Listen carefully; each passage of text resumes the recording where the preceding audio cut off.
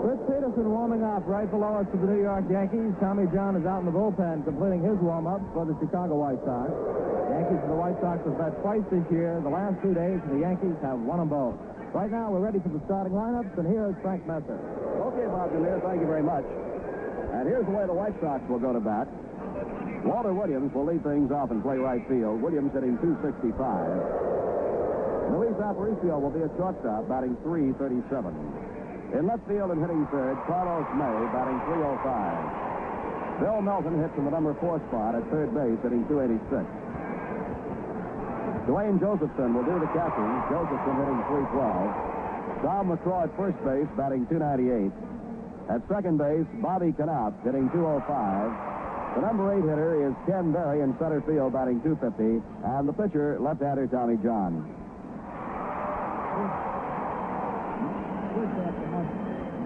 For the New York Yankees, leading off and playing second base, Horace Clark. Clark hitting .266. Bobby Mercer in center field, batting .254. Roy White will be in left field and hit third, batting .333. At first base, Danny Cater hitting .305. Herman Munson will bat fifth. Munson is hitting .248. Ron Woods will be in the number 6 spot in the batting order. Ron Woods playing right field, batting 6th. And Woods has a batting average of .259. Gene Michael will be at shortstop and hit 7th. Michael hitting .232. At third base, Jerry Kenney batting .207. And the pitcher, Fritz Peterson, and Peterson himself carries a batting average of .281. Up 32 times, he has 9 base hits, including 2 home runs and 6 runs batted in. Ralph House not able to go to his predominant right-hand hitting lineup in this ball game today against the southpaw Tommy John because of the absence of young first baseman John Ellis due to his military commitment. So Jerry Kenney will be at third base and Danny Cater at first. As Yankee fans know, for the past quite a few ball games, when a left-hander started against the Yankees, Cater has moved to third with Ellis coming in at first base. Right now in New York Yankee baseball, we will pause for station identification.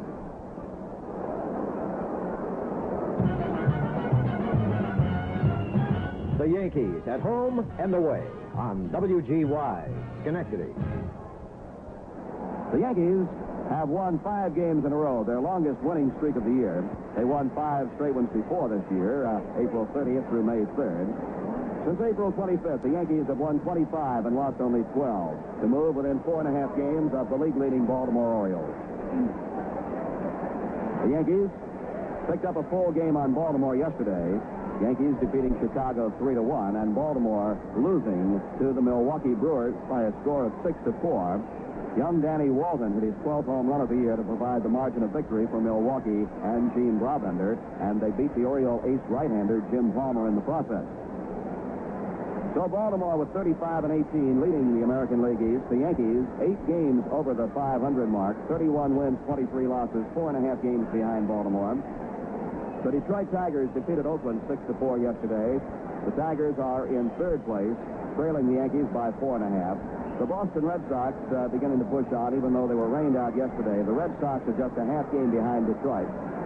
Washington a half game behind Boston in 5th place, and the Cleveland Indians 13 games behind Baltimore and 3 games out of 5th. In the American League West, the leader, Minnesota Twins. Minnesota defeated Washington 4-2 yesterday. California's Angels are in 2nd place, 2 games behind Minnesota. California keeps winning, but so do the Minnesota Twins. California skated Cleveland 2-1 yesterday. In 3rd place, the Oakland Athletics, 7 games out. Kansas City in 4th place, 14.5 behind. The Chicago White Sox in 5th place, 19 wins, 33 losses, 15.5 out. And Milwaukee, 18.5 out. So once again, yesterday's scores: Yankees 3, Chicago 1, Milwaukee 6, Baltimore 4, Detroit 6, Oakland 4, California 2, Cleveland 1, Minnesota 4, Washington 2, and Kansas City at Boston rained out. 1 game underway in the American League already this afternoon down in the nation's capital. The Minnesota Twins lead Washington 3-0 at the end of 1 inning. In the National League, 1 game has started, and that is Los Angeles at Pittsburgh. They are scoreless at the end of 1. In the National League yesterday and last night, Cincinnati defeated the New York Mets 5-1. It was the Mets' 4th straight loss. San Francisco 5 and Chicago 3. a 12-inning ball game. Pittsburgh shaded Los Angeles 7-6. It was Montreal 12, Atlanta 4, Philadelphia 7, Houston 4, and San Diego over St. Louis by a score of 5-4. In the National League East, the Chicago Cubs are in first place. The New York Mets and the Pittsburgh Pirates in a tie for second, 4 games out. St. Louis 4.5 out, Philadelphia 6.5 out, and Montreal 10.5 out. The Cincinnati Reds have a commanding lead in the American League in the National League's Western Division. Cincinnati leads the second-place Atlanta Braves by 8 ball games. The Los Angeles Dodgers in third place, 8.5 out. Houston is fourth, 14.5 out. San Francisco is fifth, and San Diego is sixth. Actually, there's Cincinnati a commanding lead over Atlanta and Los Angeles, who are battling for second place, and the other 3 clubs are bunched very close together: Houston, San Francisco, and San Diego. And now the New York Yankees take the field. The umpires for this afternoon's game: at home plate, George Maloney; at first base, Jim Honachek; at second base, Frank Umont; and at third base, Jake O'Donnell.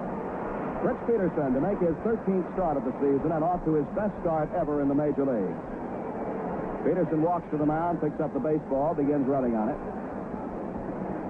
And now the large crowd here at Yankee Stadium will rise. The kids will sort of lay the bats aside for just a moment. And as the crowd here joins with Robert Merrill, won't you join in as we all sing our national anthem?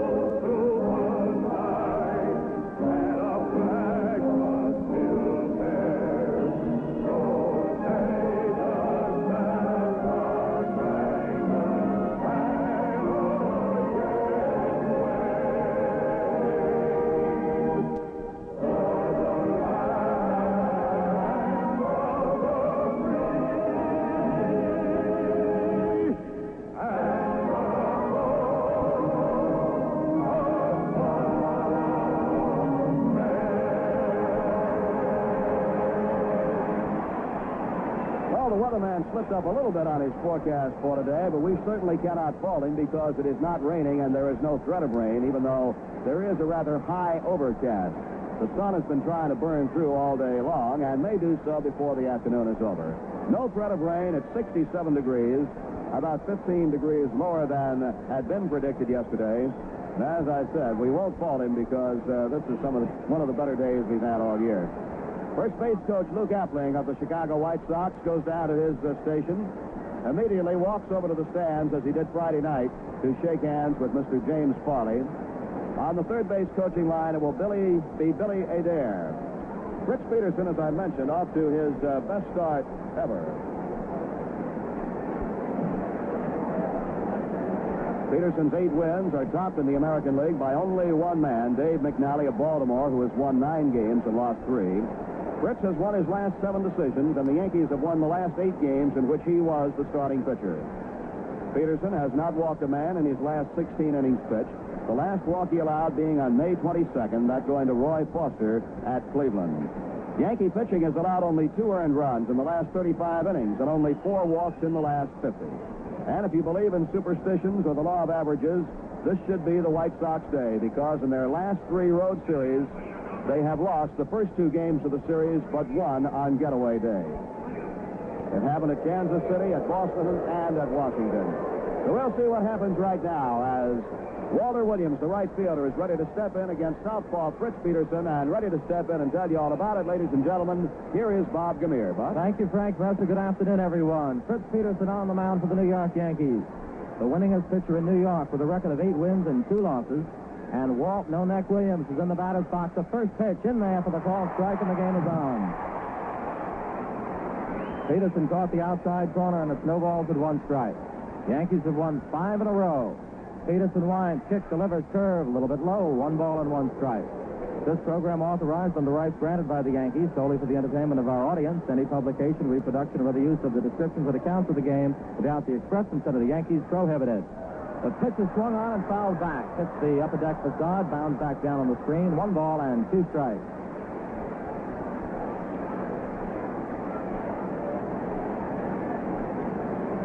Yankees once before this season won 5 in a row. Yankees lost 6 out of their first 8 games this season, but they've come back from last place to second, 4.5 games off the top. No Neck Williams with a batting average of .265. Fritz Peterson into the windup. In comes the pitch. Curveball hit on the ground after shortstop. Gene Michael in the short hop. The throw to first, got him, and there's 1 out. So Fritz Peterson gets the first out of the ball game, and that'll bring up Luis Aparicio. Aparicio, 337 for the veteran shortstop. Fritz Peterson, no stranger to large crowds. The first time he pitched in the big leagues, there were over 40,000 fans down in Baltimore. His first turning of sun was on an opening day down in Baltimore. Peterson, Aparicio, line drive hit out over second base in the right center field. It's a base hit. Mercer and Woods go for it. Woods gets it on the first hop, throws into Horace Clark, and it's a single to right center for Luis Aparicio. And Aparicio continues his outstanding hitting. That'll put him above the 340 mark. Here's Carlos May with a batting average of .305. Aparicio on first with 2 stolen bases this year. Carlos May, a left-handed batter. The Yankees play him to pull the ball, and the White Sox tell me that the Yankees are the only team in the league to play him to pull the ball. Here's the pitch. Swinging a bounding ball in the hole between third and short. Michael over to get it. Throws to second in time to get Aparicio. Nice play by Gene Michael. May was trying to go to left field with it, but Michael cut it down and cut off Aparicio at second. 2 outs for the White Sox, and here's their cleanup hitter, Bill Melton. Melton with a batting average of .286. Fritz Peterson has won 8, lost 2. He has pitched 1 complete game and came within an out of pitching 1 earlier this week. The pitch to Melton. Swing and a drive hit out to right center field. Woods coming on. He's there, and he makes the catch, and the side's retired. That ball actually more in right field than right center. Ron Woods made the catch, and the side's retired. No runs, 1 hit, no errors, and 1 left. The end of the half inning, the White Sox nothing, and the Yankees coming up. Dunkin' Donuts, Dunkin' Donuts, Dunkin' Donuts, Dunkin' Donuts. Fresh to your home from ours. Fresh every 4 hours. Fresh to your home from ours. Fresh every 4 hours. Dunkin' Donuts, Dunkin' Donuts. When you drive into a Dunkin' Donut shop, you're sure of finding 3 things. First, the freshest donuts in town, because we make them fresh every 4 hours. You'll find the cleanest place in town, because that's how it is. And you'll find something special, too. The special now is 2 free jelly donuts with each dozen you buy. So come on in to your participating Dunkin' Donut shop. Dunkin' Donuts, Dunkin' Donuts, Dunkin' Donuts, Dunkin' Donuts. Fresh to your home from ours. Fresh every 4 hours. Fresh to your home from ours. Fresh every 4 hours. Dunkin' Donuts, Dunkin' Donuts, Dunkin' Donuts, Dunkin' Donuts, Dunkin' Donuts. Well, take a look now at the tall, slender left-hander, Tommy John, who is a better pitcher than his 4 wins and 8 losses would indicate. John is making his 14th start of the year. He has pitched 3 complete ball games. In 91 innings, he has allowed 84 base hits, walked 40, struck out 46, and pitches to an earned run average of 3.58. John, his last time out in Washington, gave up 5 runs and 7 hits in 7 innings and lost the ball game 5-4. His last win was a complete game victory over California in Chicago on May 20th, a 3-2 victory. That, incidentally, was the last complete game turned in by a White Sox pitcher. Tommy John lost his first 5 starts, all in April, then turned around to win 4 of his next 5 decisions. But since he subdued the Angels in Chicago May 20th, John has dropped decisions to both the Oakland Athletics and the Washington Senators. John made just 1 start against the Yankees last year. It was here in Yankee Stadium. He was not the pitcher of record. He has a lifetime record of 6 wins and 9 losses against the New York Yankees. Horace Clark is ready to move in against him, and here we go to the bottom half of the first. All right, Frank, Horace Clark steps in. The windup by John, the left-hander delivers. Clark takes low and outside for ball 1. Big crowd, of course, always inspires the ball players to give out a little bit extra, and we've got the crowd tonight. The windup and the pitch, fastball on the outside corner. It's 1-1. The game is being played with the lights on, although it is considerably brighter than it was the last couple of days. Here's the 1-1 pitch. Swinging a fly ball. Put down the right field line. First baseman McCraw going back, but it's in the seats. About 7 rows back in the seats down the line, and it's 1 ball and 2 strikes. Hope to have some big crowds Tuesday night and Wednesday night as the Yankees take on the Minnesota Twins. Armin Killebrew, Cesar Tovar, Rich Reese has been banging the ball. Tony Oliva. Good advance sale for both those ball games, but always plenty of room at the stadium. Here's the pitch. Low in the dirt, it's ball 2. 2 balls and 2 strikes. Tell you one thing, they're going to come close to filling it today. 2-2 the count. The windup. The pitch to Clark. Swinging a bounding ball. Foul outside of third. Dick Hauser, Yankees super coach at third base, throws it back in, and the count holds at 2-2. Elston Howard, legs spread in the first base coaching box. Elston happy with his performance in the computerized game yesterday. Here's the pitch. Low, ball 3, and it's a full count on Horace Clark. Horace brings a 266 batting average up to home plate.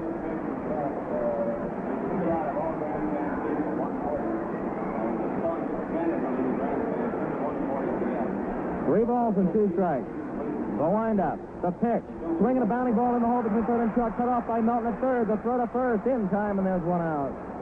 Nice play by Bill Melton at third, who flashed to his left to come up with it. That's 1 out, and it'll bring up Bobby Mercer, the Yankees center fielder. Mercer with a batting average of 254.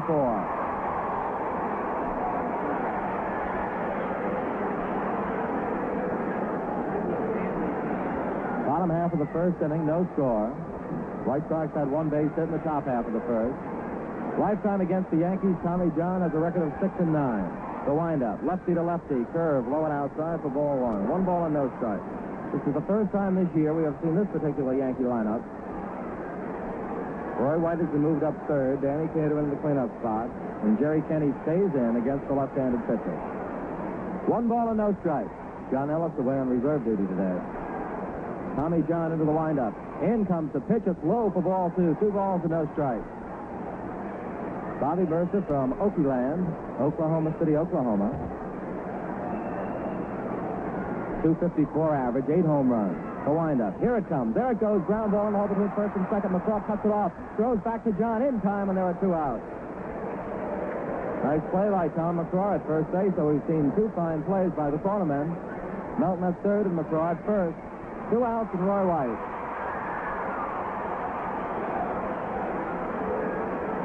Roy White, right-handed batter, with a batting average of 333, 40 RBIs, and 8 home runs. White wearing contact lenses for the first time this season.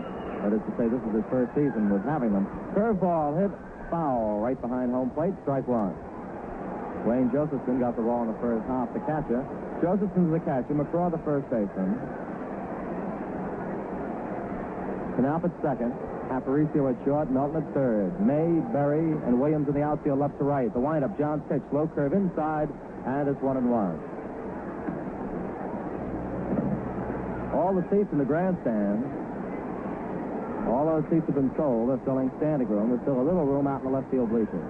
1 ball, 1 strike. The windup, the pitch, curve ball, bounce back to the mound. A comeback ball. John has it. Turns, throws to first in time, and the side's retired. No runs, no hits, no errors, nobody left. The end of 1, the White Sox nothing, and the Yankees nothing. Maybe you don't want to give away your age, but you can probably remember the days when you phoned the grocery store with your food list and they delivered, when bicycles were bought all assembled, when doctors made house calls. Sound good? Well, Every time you get a yearning for old-fashioned service again, drive to your nearest Atlantic station and buy gasoline. Then watch them go to work with all their great little extras. You know, like cleaning the windshield, checking the oil level, the radiator, the battery, all free services. And you'll enjoy the way they look out for your well-being in other ways, too. If replacements are required, the Atlantic men do it with top-flight replacement brands. And it's all done effortlessly and in good spirits. Now, please understand, this isn't a knock at modern self-service, but you have to admit, you'll enjoy a little old-fashioned Atlantic pampering, too.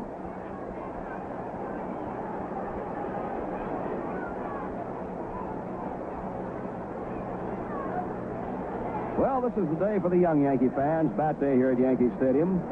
And Tuesday and Wednesday nights, well, they'll sort of be Dad's nights here at Yankee Stadium. Time to get out with the gang, Dad. 2-night games starting at 8 o'clock each night. And on Tuesday night against the Minnesota Twins, you'll see Stan Bonson go for the Yankees. Mel Stottlemeyer will be on the hill on Wednesday night. And those two games wind up the current Yankee homestand. It'll be then on the road for the Yankees, moving out to Kansas City, Chicago, and up to Boston before coming home later on in the month. Wayne Josephson, the catcher, to face Fritz Peterson. Josephson with a batting average of .312. Fritz into the windup, the pitch, curveball, rock foul, third base side into the stand. No balls and one strike. Fellow with the glove just missed that one. The guy next to him came up with the baseball. No balls and one strike. The Minnesota Twins will be in Tuesday night and Wednesday night. And what a series with the Yankees and the Minnesota Twins out in Bloomington last weekend. The 0-1 windup, the pitch. Josephson swings and hits a drive to center field. Bobby Mercer goes back. Now he comes in. And Bobby makes the catch for the first out in the second inning.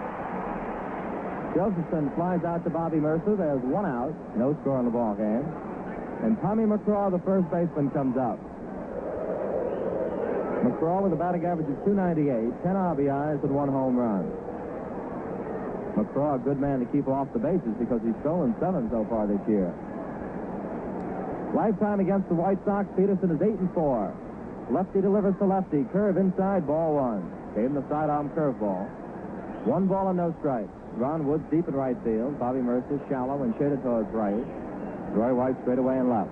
The windup. The 1-0 pitch. Sidearm fastball flung on and fouled off the chest protector of umpire George Maloney, and the count's even at 1-1. Minnesota leads Washington 3-0 after 2. Boston leads Kansas City 3-0 after 1. The only action in the American League underway so far. National League, 2 innings. Los Angeles and Pittsburgh, no score.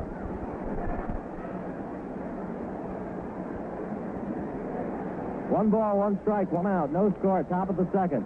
Peterson on the mound. McCraw, the batter, chokes up about 4 inches on the bat. Here's the windup, the pitch.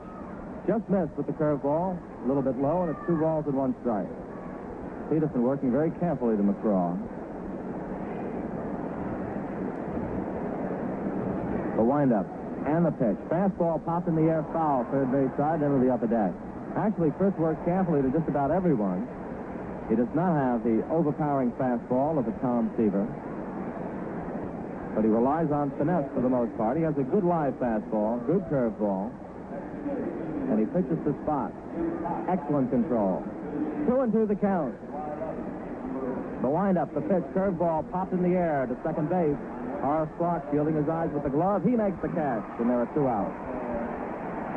McCraw just barely got a piece of that ball, and little pop fly. 2 up, 2 down in the second. It'll bring up second baseman Bobby Knopp. Knopp batting .205.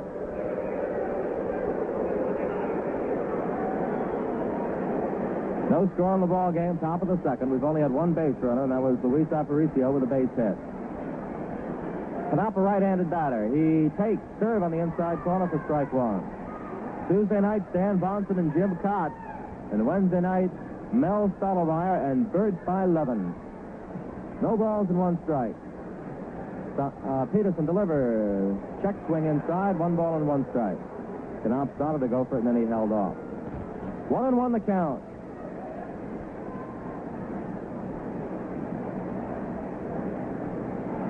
There's no hitter's background today. They've taken up the hitter's background in center field because of the huge crowd. Here's the pitch. Fastball, a swing, and a foul ball back. And it hit one of the TV monitors over in the Chicago side. See Jack Drees over there, and Bob Rush, Billy Pierce. Bounce back onto the screen. 1 ball and 2 strikes. 2 outs. Fritz Peterson winds, delivers, fastball hit in the air, foul. Again into the press box. Well, just missed. The fan on the mezzanine leaned over and caught it. Took it right away from the photographers. 1 ball and 2 strikes. No score in the ball game. Top of the second inning. Near capacity crowd here at the stadium. The windup, the pitch, curve high. 2-2. 2 balls, 2 strikes, and 2 outs.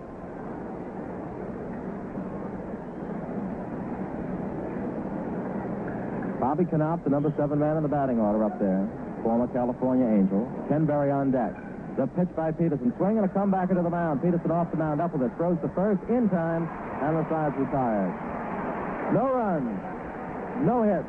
No errors. Nobody left on. The end of 1.5. The White Sox nothing. The Yankees nothing.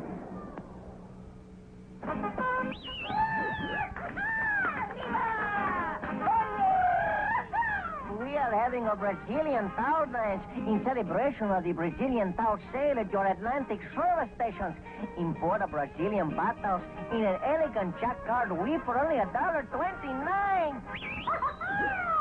Oh, and the beach towel for only $2.99. And get this, amigo, when you buy the bath mat for only $2.49, you get a hand towel free. Ay, ay, ay. Each towel comes in avocado or gold. You can get one with every purchase of gasoline at a participating Atlantic station.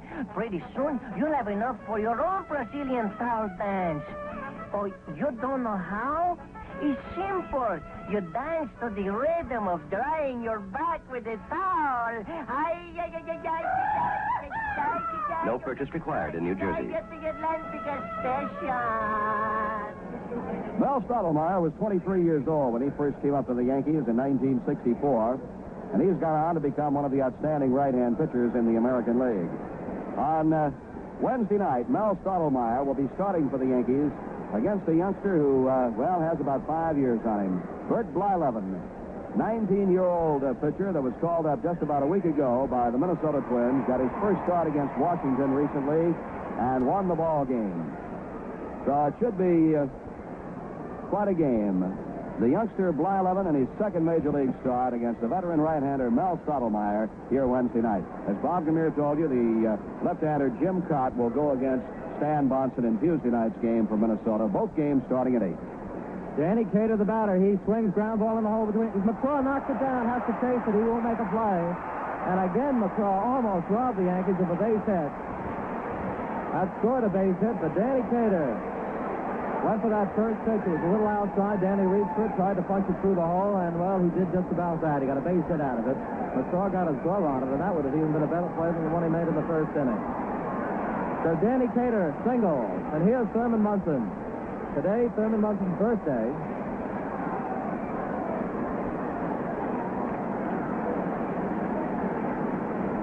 Thurman's 23rd birthday today as he steps in. Munson with a batting average of .248. Still looking for his first home run this season. As the stretch, the kick, the pitch, in there for the called strike. No balls and 1 strike. 0-1 the count. What a day this would be for Thurman to pick to hit number 1. Tommy John on the mound. He's given up his first hit. Cater with the lead. To the belt. The pitch. Outside. It's 1-1. 1 ball and 1 strike to Thurman Munson. Melton, the third baseman, Aparicio at second. Playing Munson just about straight away. Same is true of Knopf at second. Tommy McCraw holding the bag at first. Outfield straight away in left and right. Just shaded to left and center. The 1-1 stretch to the belt. Tommy John throws. Curve low. 2 balls and 1 strike. 2-1 to Thurman Munson. No score, bottom half of the second inning. Danny Cater has let it off with a base hit. Yankees with 5 in a row, trying to make it 6. Tommy John checks the runner. The 2-1 pitch, there he goes. The ball fouled down the right field line. Hits the facade and bounds back down onto the playing field. There's a play that makes Munson so much more valuable. He can hit behind the runner. He fouled that one out, but on several occasions this year on the hit and run, he has come through. In fact, he won a ball game for the Yankees on one occasion on exactly that play. 2 balls, 2 strikes. Danny Cater returns to first. Cater has stolen 4 bases this year, and most have been in the hit and run play, which the batter doesn't get a piece of the ball. Danny rarely goes on his own trying to steal. 2-2. John checks him. He's not going. The pitch fast and low, ball 3. So the count is full on Thurman Munson, and he's been getting his share of walks this year for the Yankees. Munson has 31 bases on balls. Roy White has 36. Well, Munson's right up there. Bobby Mercer has 38. 3 balls, 2 strikes, nobody out, no score. Cater with the lead. The throw to first, and Cater gets back. There's no pickoff attempt by any means. Tommy John just trying to keep him close. Left-handers, as a rule, have excellent pickoff throws. We have yet to see John. 3 balls, 2 strikes. There he goes, the pitch. Munson line drive, base hit the left center field.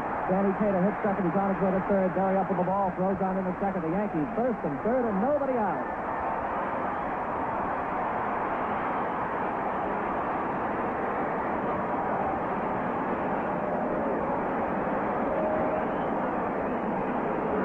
Well, the Yankees have him on off Tommy John in the second inning. On first base is Munson. Around the third base goes Danny Cater, and Ron Woods is stepping in. Ron Woods playing against the left-hander today. Batting .259. He has 4 home runs and 15 RBIs. Tommy John goes to the belt. The pitch to Woods. Swing and a miss, strike 1. And now on Yankee baseball, we pause for station identification. The Yankees at home and away on WGY, Schenectady.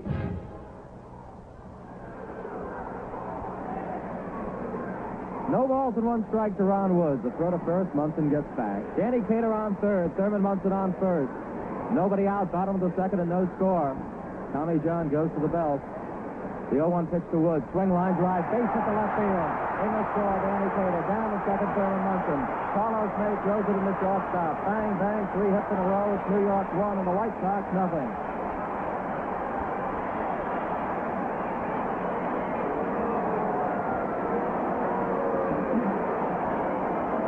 It was interesting to watch Ron Woods right there. On the first pitch, a big curveball from John. Woods swung from the heels, threw everything he had into the swing, and missed it by about 6 inches or so. On the next pitch, John tried it again, and Woods just stepped back, met the ball solidly, didn't try to hit it out of the park, drilled the base hit to left, and brought the run home.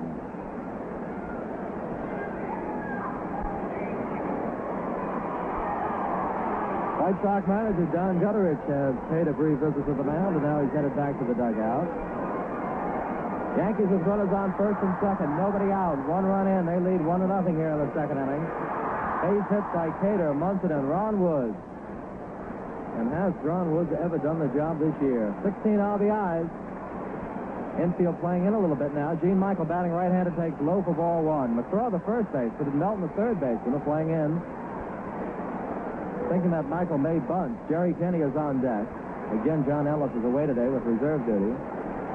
As the stretch, the runners lead away. The pitch to Gene Michael. Swing, foul ball on the ground past third. 1 ball and 1 strike. The pitchers are in at Milwaukee. It'll be Cuellar for the Orioles and Monty Patton for the Brewers. 1 ball, 1 strike. Yankees 1, the White Sox nothing in the bottom of the second. And the near-capacity crowd warming to the action. The stretch, the pitch. Michael swings and foul tips it. In fact, I think he got a piece of his foot with that one. He did. He did foul it right down off his left foot, and Michael in just a bit of pain there.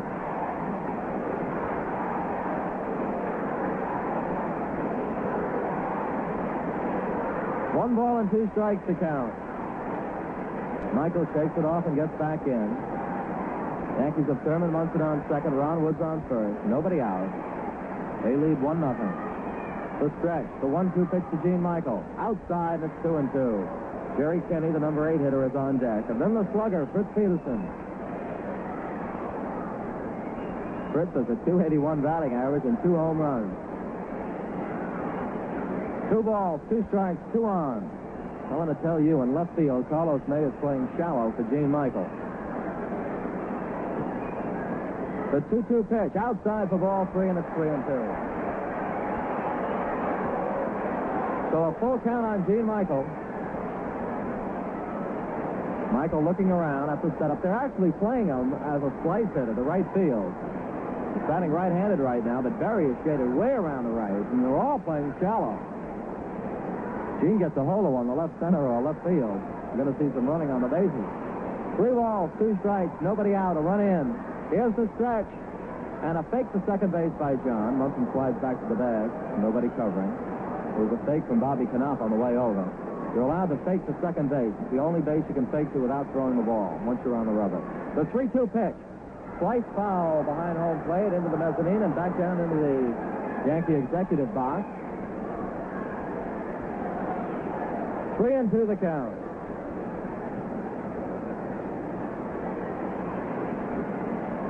Yankee president Michael Burke is back to see the Yankees. He was actually here yesterday, coming in Friday night. 3 balls and 2 strikes.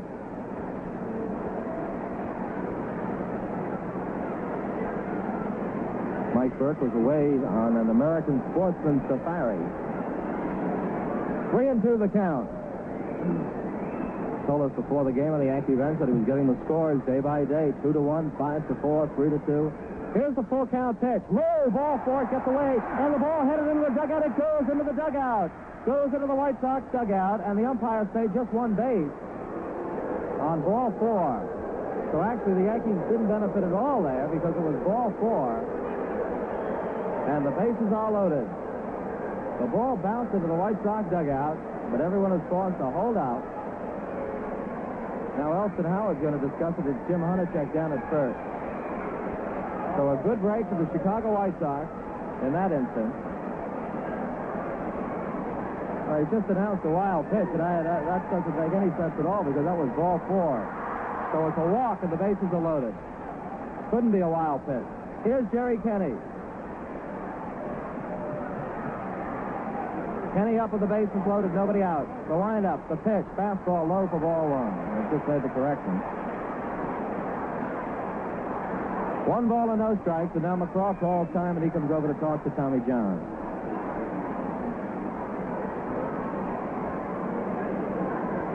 Whenever a pitch ball goes into the dugout, the rule is 1 base for the base runners, and it's just unfortunate for the Yankees that it happened to be ball 4 anyhow. 1 ball, no strikes. The windup, the pitch to Kenney. On the inside corner for the call strike. 1-1. Yankees have a run in. 3 men on and a 1-1 count. Kenney the batter and Fritz Peterson on deck. The windup by John. The pitch, swing and a bouncer foul behind home plate. 1 ball and 2 strikes. Herman Munson on third. Ron Woods on second. Gene Michael on first. The first 4 batters here in the second inning have reached base safely. 3 singles and a walk.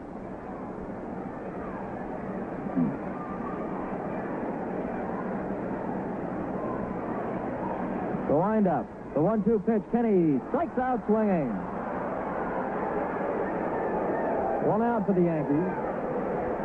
And here comes Fritz Peterson with a batting average of .281, 2 home runs, and 6 RBIs.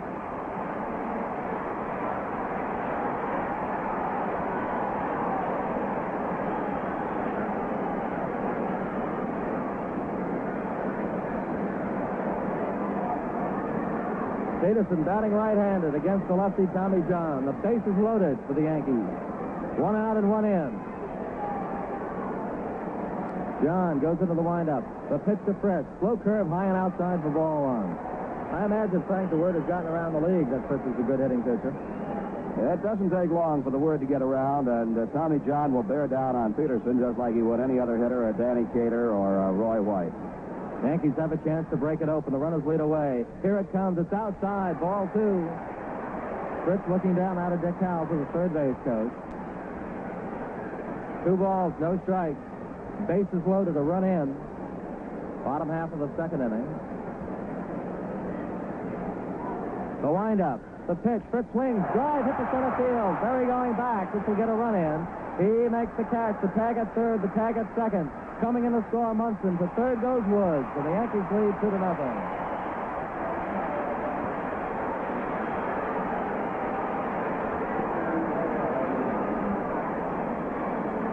Fritz Peterson got the green light, 2-0, and he rifled a drive to center field. An easy catch by Berry, but an easy run for the Yankees.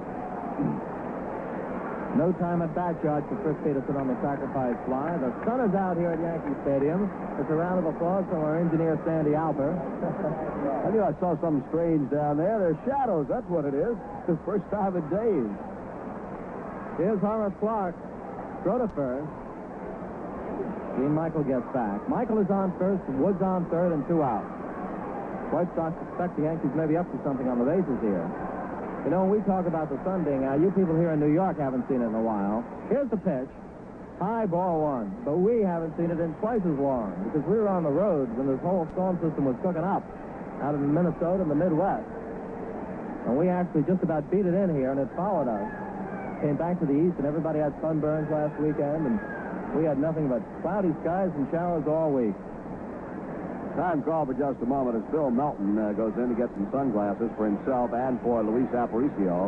You'll see now if the White Sox outfielders want them. Aparicio just checked with the left fielder Carlos May.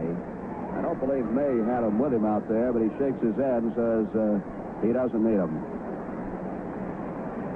1 ball, no strikes to Horace Clark. Clark has 18 RBIs.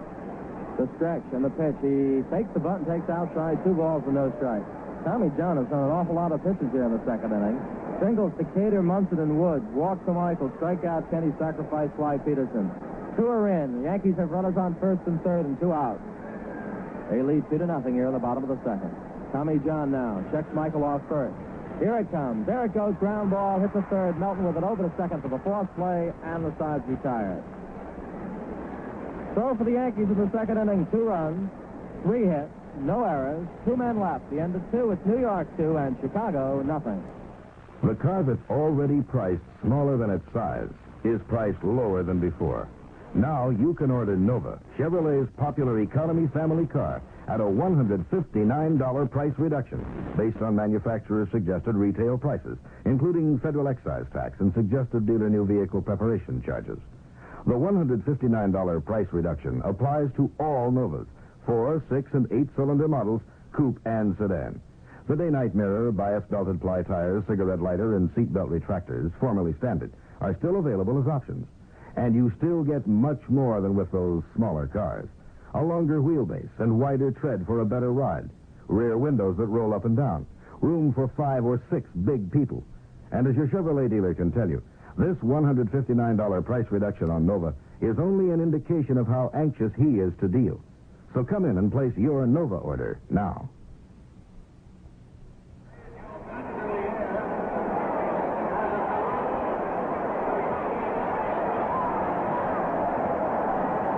It's quite a sight here at Yankee Stadium right now as the young fans have been asked to hold their bats on high for the benefit of Yankee television and the press photographers here in the stadium. And it looks just like a sea of yellow lumber as you look around. Every youngster today coming into the ballpark with an adult received a bat, autographed Yankee bats. And those bats are being held up right now, and it's always quite a sight. I really believe, we won't know until we get the figures later, I believe we've got more kids here for Bat Day today than we've had in a long time. Ken Berry swings, and he has Bat Day. A line drive base at the left center field. Roy White bobbles the ball, gets by him, and Berry goes into second base. Mercer recovers and throws the ball in. That'll probably be scored a hit and an error. Ken Berry with a single and an error on Roy White, so the White Sox coming right back. And Ken Berry hits the first pitch in the top half of the third inning for a base hit. Yankees lead it by a score of 2-0. That was the first error this season by anyone in the Yankee outfield. Here's Tommy John. Tommy John, the pitcher, steps in. John with a batting average of 143. 4 base hits and 28 at-bats. Yankee infield right now not playing for the bunt. There's the stretch.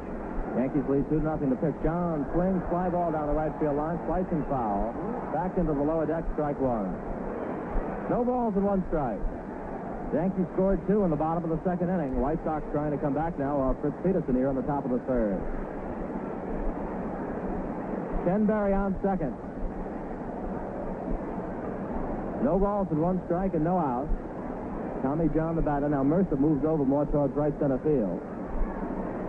Big gap right now is in left center. Fritz Peterson brings it to the belt. Checks Berry. There's a bunt. Hit down first base side. Peterson up with it. Throws to first in time. And there's one away. Throw that a sacrifice. Peterson got his glove on as the ball popped out. So right in front of him. And Fritz had the play in front of him all the way. One out. Over to third base goes Ken Berry. And that'll bring up Walt Williams, the leadoff man. Yankees leading it 2-0. However, Ken Berry now has moved to third with one out here on the top of the third. This early in the ball game, the Yankees will not try to keep the run from scoring unless the ball is sharply hit on the ground. They play the infield back. The windup, the pitch. Williams takes the curve, low for ball one. 1 ball and no strikes.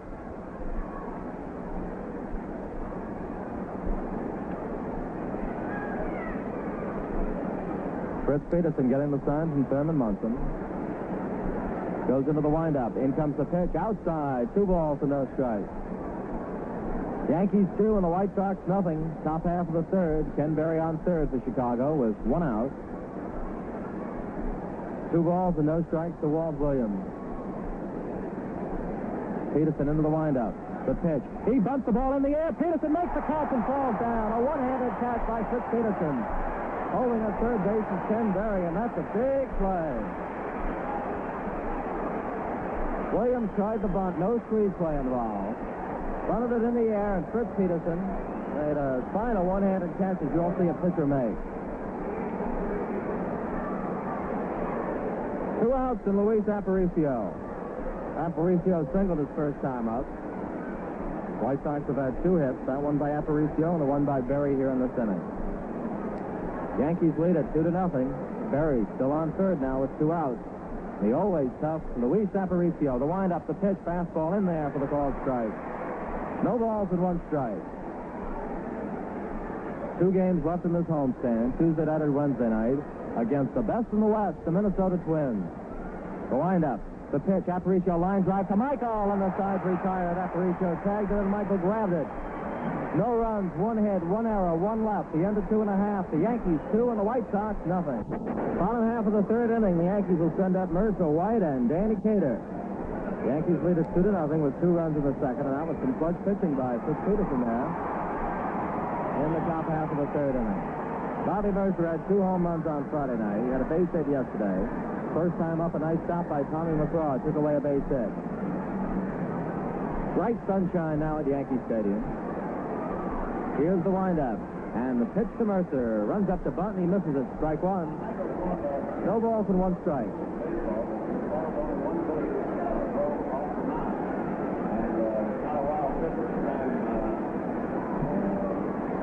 Here's the windup. And the pitch. Outside for a ball, and it's 1-1.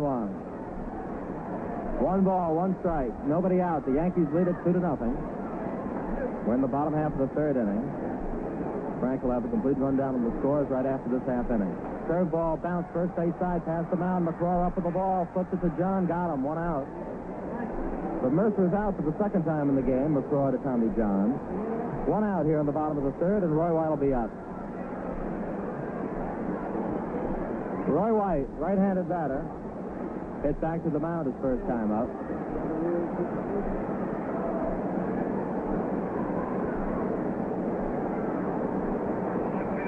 The windup.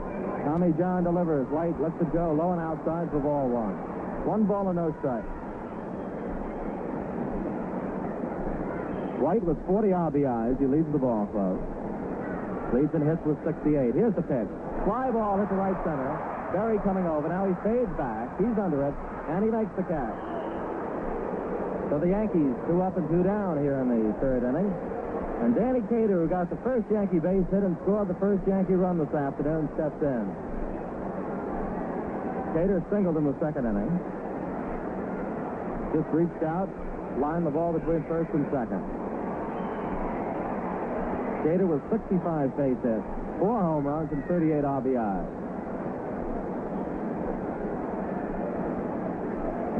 Tommy John pumps, delivers to Cater. Curveball hit in the air, a pop-up to shortstop. Aparicio looking for it, and Luis Aparicio makes the catch and the side's retired. No runs, no hits, no errors, and nobody left on. We played 3 innings here at Yankee Stadium, and the score, the Yankees 2, and the White Sox nothing. And now to give you a complete rundown of the scoreboard and take you through the next 3 innings, Frank Mercer. Okay, Bob, and the total's right here through 3 innings. The Yankees 2 runs, 3 hits, 1 error. Chicago, no runs, 2 hits, and no errors. Minnesota at Washington, it's Boswell against Brunette. And the Minnesota Twins lead by a score of 3-2 at the end of 4. There have been no home runs in that ball game. Detroit plays at Oakland, a later start. Baltimore at Milwaukee. They're underway, but no score as yet from the first inning. Mike Cuellar pitching for Baltimore, and Marty Patton, a right-hander, going for Milwaukee. Kansas City at Boston for a doubleheader, and Boston leads the first game 4-2 at the end of 3 innings. The 2 Kansas City runs came on a homer by Pat Kelly, his 3rd of the year. Moorhead, a former Red Sox pitcher, pitching for Kansas City, and Ray Culp going for Boston. Cleveland at California, later start. In the National League, the New York Mets and Cincinnati Reds are scoreless at the end of 1.5. Gentry against Simpson, and now Cincinnati has just scored in the second on Lee May's 15th home run. So Cincinnati leads 1-0, and they have completed that second inning. Los Angeles at Pittsburgh scoreless at the end of 4.5. Foster against Veal. Philadelphia at Houston just underway with Woody Fryman pitching for the Phillies and Larry Dierker for the Houston Astros. Montreal scored 2 runs in the first inning, and the Expos lead the Atlanta Braves 2-0 at the end of 1.5. Morton against Phil Niekro. San Francisco at Chicago, scoreless at the end of 1.5. Robertson against Holtzman. San Diego 3, St. Louis nothing at the end of 1.5. Coombs against Gibson. No home runs in the games other than those we mentioned to you. Right now, we go to the top half of the 4th with Carlos May leading off for the White Sox. The first pitch to him, he bluffs the butt and takes the pitch low, ball 1. Carlos May grounded into a forced play his first time up. Left-hand hitter, chokes up about 2 inches on the bat handle. The pitch to him, he takes a strike as Peterson gets the fastball over the outside corner. 1 ball and 1 strike. The Yankees leading 2-0. Peterson winds, kicks and deals, fastball and a check swing foul bounces into the third base dugout. A ball and 2 strikes. Yankees trying to sweep the White Sox. Chicago trying to gain the 1 victory in the 3-game set. Peterson arms high, delivers. Curve is low. To even the count at 2 balls, 2 strikes on the left-hand hitting Carlos May. Bill Melton is on deck, and then Dwayne Josephson here in the 4th inning. Peterson gets a new baseball. Thurman Munson carried it halfway to the mound, rubbed it up for him. 2 balls and 2 strikes. Peterson has the sign. Steps back on the right foot. Kicks and delivers, and strike 3 is called. Carlos May fooled on the pitch. Peterson turned it over just a bit, and May is called out on strikes. That is the first strikeout for Fritz Peterson. And it will bring up the third baseman, Bill Melton. And we're very happy to have Phil Rizzuto moving over for television to sit in with us, Phil. Oh, Frank, I'm very happy to be here. I tell you, anybody is caught up in the excitement of this tremendous crowd and the way the Yankees are playing ball and bat day, all mixed together. Bill Melton takes high, ball 1. Melton flied to right fielder Ron Woods his first time up. Certainly has an air of excitement, enthusiasm here at Yankee Stadium that they haven't seen in a long time. There's the palm ball that's outside. 2-0 now to Bill Melton. You know, I don't attribute it to just that day alone, Frank. The Yankees have been playing great ball, and I think the fans are starting to take them seriously, just as the Orioles are. Yes, sir. For the first time this year, the Orioles looking at the scoreboard, aren't they? Yeah. Ball 3 is inside. Peterson missed with a fastball, and he's way behind now for the first time in this ball game. 3-0 on Bill Melton.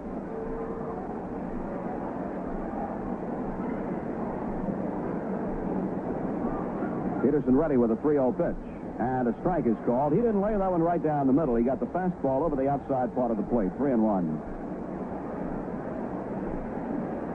Yes, sir. All of a sudden, everybody's beginning to decide there might be a race after all. There's ball 4. Melton is on. The pitch was high to him, and it's the first walk given up by Peterson. So in this inning, Peterson has picked up his first strikeout and also allowed his first walk. Cater pulls in to hold the inside corner on Melton at first, and the batter will be the catcher, Dwayne Josephson. Josephson, a right-hand hitter. Flied out to Mercer in center field, his first time up.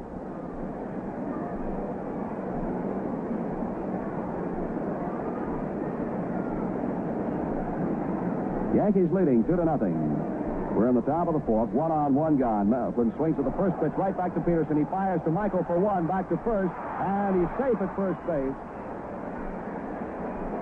Peterson's throw to Michael sailed. Michael had to leap in the air for it, came down, got the bag for the force out at second. Michael was not in good position then to throw to first base.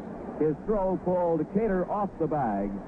And it so often happens, Phil, on a comebacker to the pitcher, they do not get the double play. This time, I think it was just the fact that Peterson's throw to Michael sailed. That's true, but also it's hit back at them so hard they are a little flustered momentarily. But if anybody likes ballet, there were three beautiful shots of the ballet. Peterson and Michael and Danny Cater knocking down that errant throw. Tom McCraw steps in, check swing, foul ball hit off the third base side. Jerry Kenny came up with it, but wide of the line.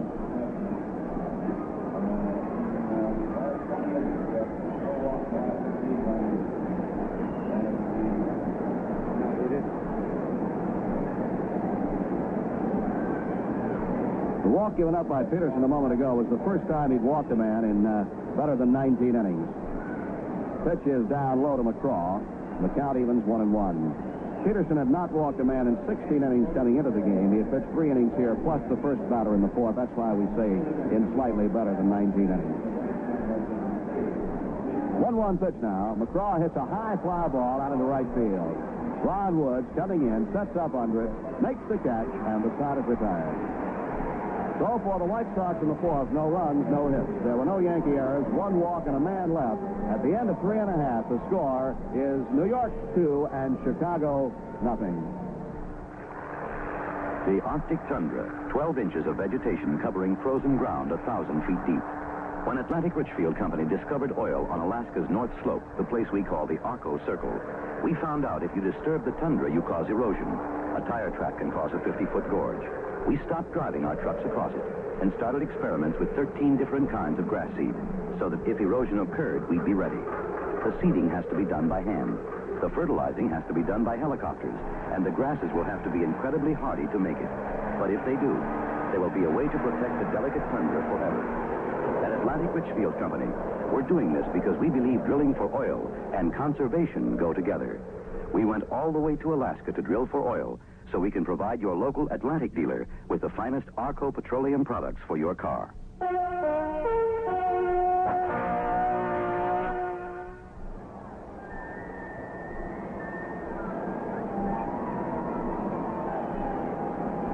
Bottom half of the fourth inning will find Thurman Munson, Ron Woods, and Gene Michael coming up in that order for the New York Yankees.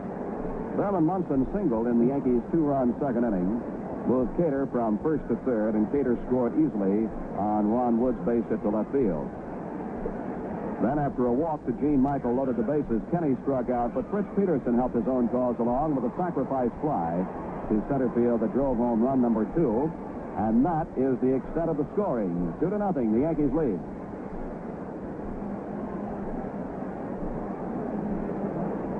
Munson celebrating his 23rd birthday today and did it with a base hit his first time up. Waves the stick back and forth. Here's the pitch to him. Fastball is in there at the knee. Is called strike. Frank, Ted Savage has just homered in the bottom of the first, and the Brewers are still batting. They lead Milwaukee 1-0. Right.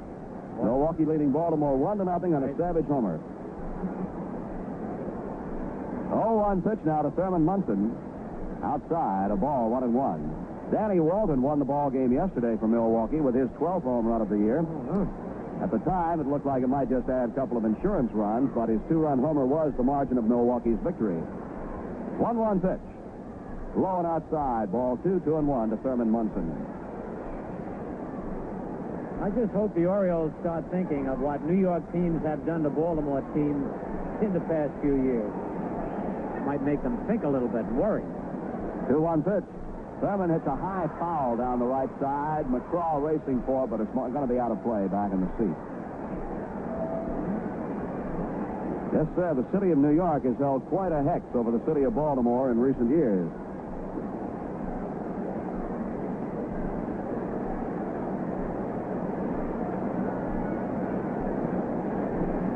the New York Rangers were petitioning for Baltimore to get a National Hockey League franchise. 2-2 pitch now to Munson. He swings and fouls it off the shin guard of Josephson. It rolls a few feet down the third base line in fair territory, but a foul ball. And the message board salutes Herman Munson on his birthday as he stands up there at the plate right now.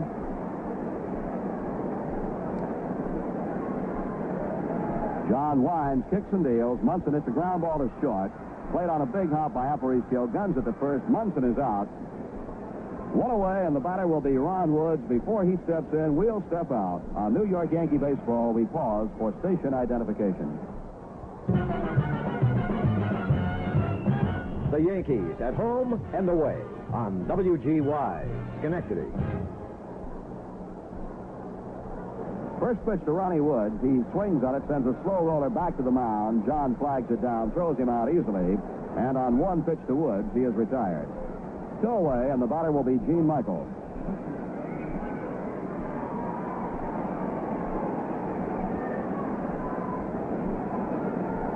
Michael drew a walk his first time up. It loaded the bases and set the stage for Fritz Peterson's sacrifice fly to give the Yankees a 2-0 lead. Pitch to him is high and fooled Josephson because it looked like it hit Josephson right on the mask. Did it that? First I thought it hit Michael's bat, but it looks like Josephson might have been crossed up. 1 ball and no strikes to Gene Michael. The windup by the left-hander John, and the pitch, fastball, pop foul, coming back toward the upper deck and out of play. 1 ball and 1 strike.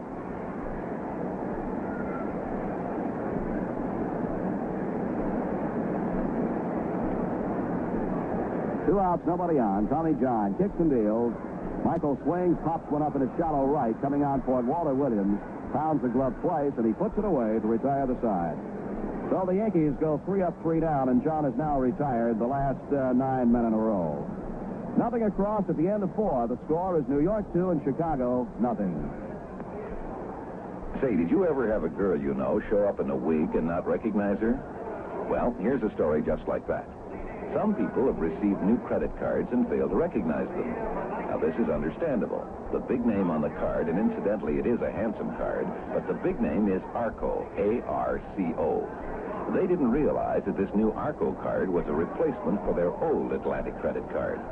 After Richfield and Atlantic merged to become the Atlantic Richfield Company, it made sense to have one national credit card good at thousands of service stations from coast to coast. Makes it easy for everyone, including the people at Hertz, Ramada and Treadway Inns, Hyatt House Motels, Hyatt Lodges, Travel Lodge Motels, Friendship Inns, Emmons Walker Inns Incorporated, and Superior Motels. They all honor this new card. Now they have only one name to remember, and so do you, Arco. It stands for all the good products and services you get at your Atlantic station. Well, Frank did give you a quick recap. The scoring in just 1 inning in the second inning. That's the way the Yankees have been winning. Yesterday, they had 1 inning where they had 4 consecutive singles to score 2 runs. In the second inning today, they had 3 consecutive singles by Cater, Munson, Woods, a walk to Michael, and then a sacrifice fly by Peterson. He's hit just about the hardest ball of this ball game. He certainly has. He got a lot of wood on that one, sent it straight away center field. An easy catch by Berry, but that ball was well out there in the outfield. We're waiting right now for the ball boy to get back to his station on the left field line. And now Bobby Knapp steps in. He bounced back to Peterson his first time up. Takes a fastball on the inside corner at the belt, strike 1.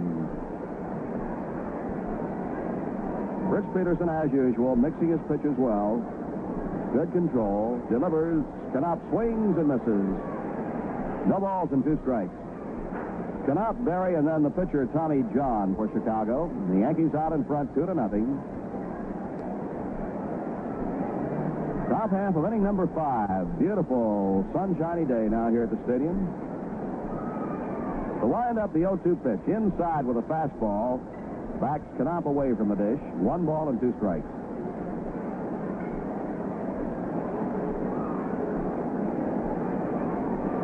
Nobody on, nobody out. Peterson ready. Here it is. Hit on the ground, slowly to short. Gene Michael scoops it out, fires on to first base. He's out. Good play by Michael. That ball was evidently had a lot of backspin on it or something, because another second, that ball would have stopped right there on the ground. Seems amazing how he can get so much on the ball from an off-balance stance.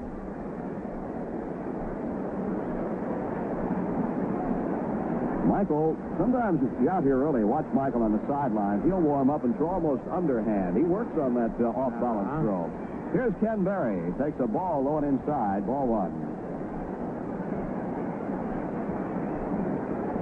And Michael doesn't just stand on the sidelines and throw completely overhand. He'll throw sidearm, and he'll throw that underhand flip.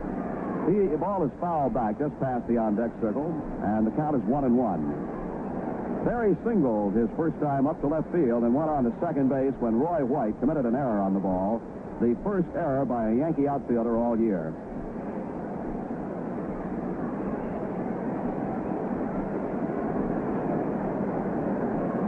Berry got as far as third base on a sacrifice, but could not come home as Williams popped up to Peterson and Aparicio lined out to Michael. 1-1 pitch. Line drive over Michael's head. Base hit out into left field. So Berry is 2 for 2. Bobby Mercer cut in front of Roy White, picked that one up barehanded and fired it back to the infield. So Berry has 2 of the 3 Chicago base hits. He is 4 for 9 in the series, and now is the White Sox leading hitter against the Yankees this year. Here's the pitcher, Tommy John, called upon to sacrifice in the third and did so.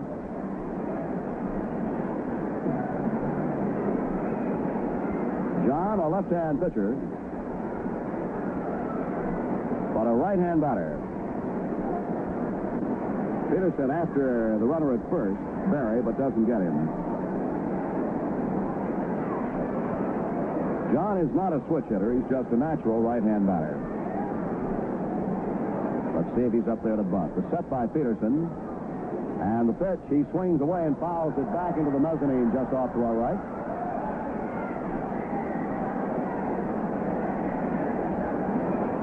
No balls and 1 strike. John steps away from the plate, stares down at third base coach Billy Adair.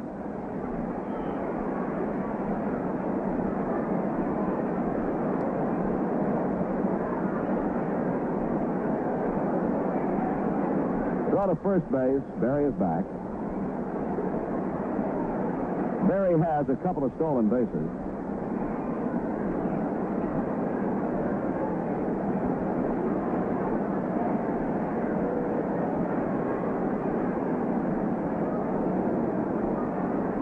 Pitch is outside. The count evens 1-1.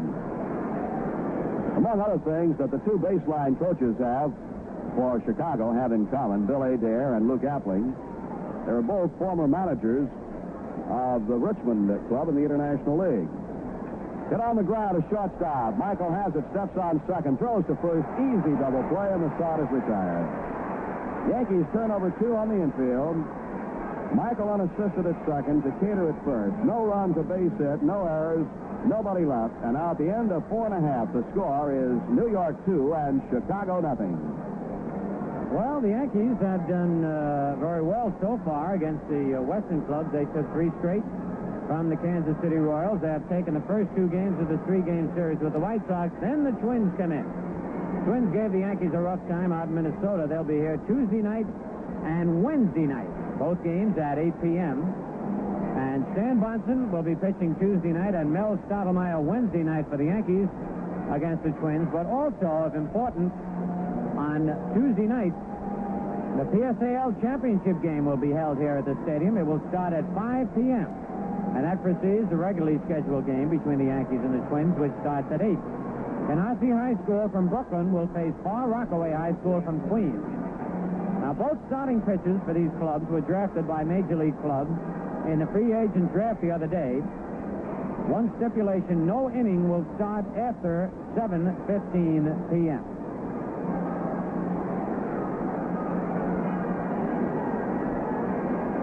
At the end of an inning and a half, the Milwaukee Brewers lead Baltimore 1-0 on the strength of Ted Savage home run. Jerry Kenney will lead things off for the Yankees in the bottom half of the 5th. Kenney, Peterson, and Clark. Jerry Kenney struck out his first time up, 0 for 1.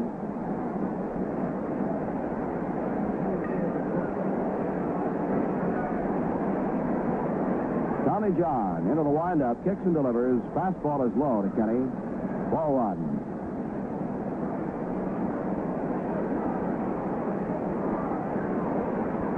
John ready to work again. Delivers. Kenny takes a strike this time. Tommy John has pitched 5 full seasons for the Chicago White Sox, but he's only 27 years old. Kenny hits a ground ball to short. Aparicio gloves it. Fires to first base. He's out. Very close play at first. One away. Tommy John had nearly a full season with the Cleveland Indians in 1964 before he was acquired by the White Sox in a 3-club deal involving Kansas City and Cleveland. Left-hander delivers now to Peterson. Fritz swings and misses. Strike one. Tell you, Ralph Houck credits Fritz Peterson's hitting ability by turning him loose on a 2-0 count before. There's a ball lined out in the right field. Williams won't get it. It's in for the base hit.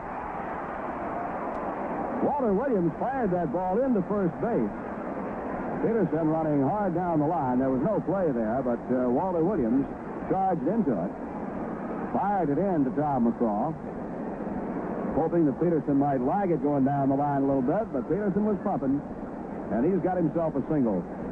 3 hits is that, Phil. He's got 10 base hits now in 33 at-bats. That makes him a 300 hitter.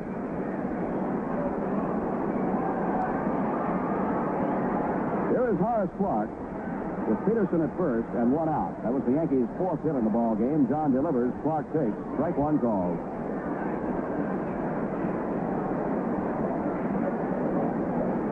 Yankees lead at 2-0.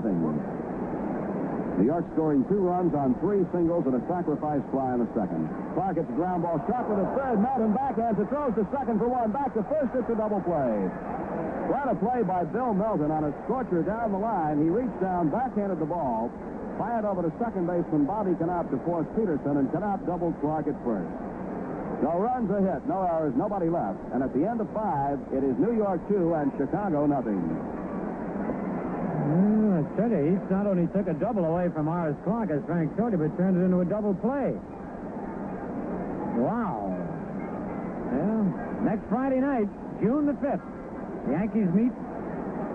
Wait a minute. Well, I tell you, I'm just a few days behind. 23B, let's see.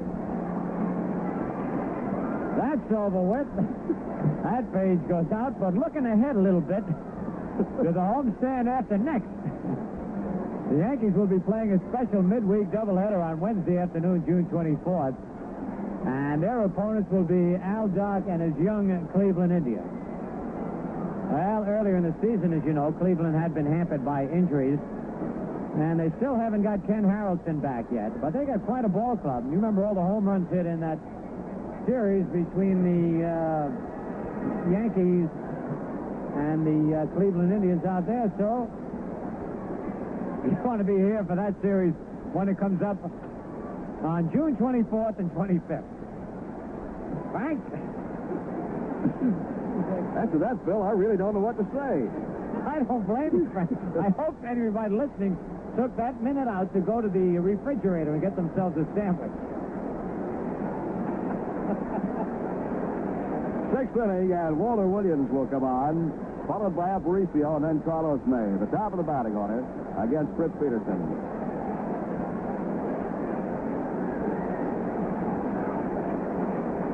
Horace Clark, while we have just a moment, has played every game of every inning of every game this year, and now leads the major leagues in at-bats. Clark has been to the plate, let's see, this year 243 times already. And the season is not a third of the way over. He's got to get a lot of base hits because, as you say, he leads the league just about every year in at-bats. All right, Walter Williams, the leadoff man for the Chicago White Sox.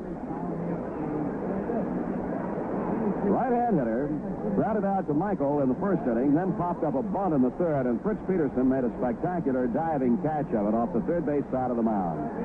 The pitch. Foul ball on the outside corner, strike one. 0-1, the count to Walter Williams.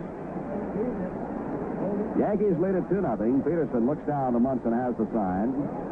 Takes the sign with his left foot on the rubber, delivers, and Williams hits a ground ball to short. Michael charges it, has it, throws on to first. He's out, and there's one away.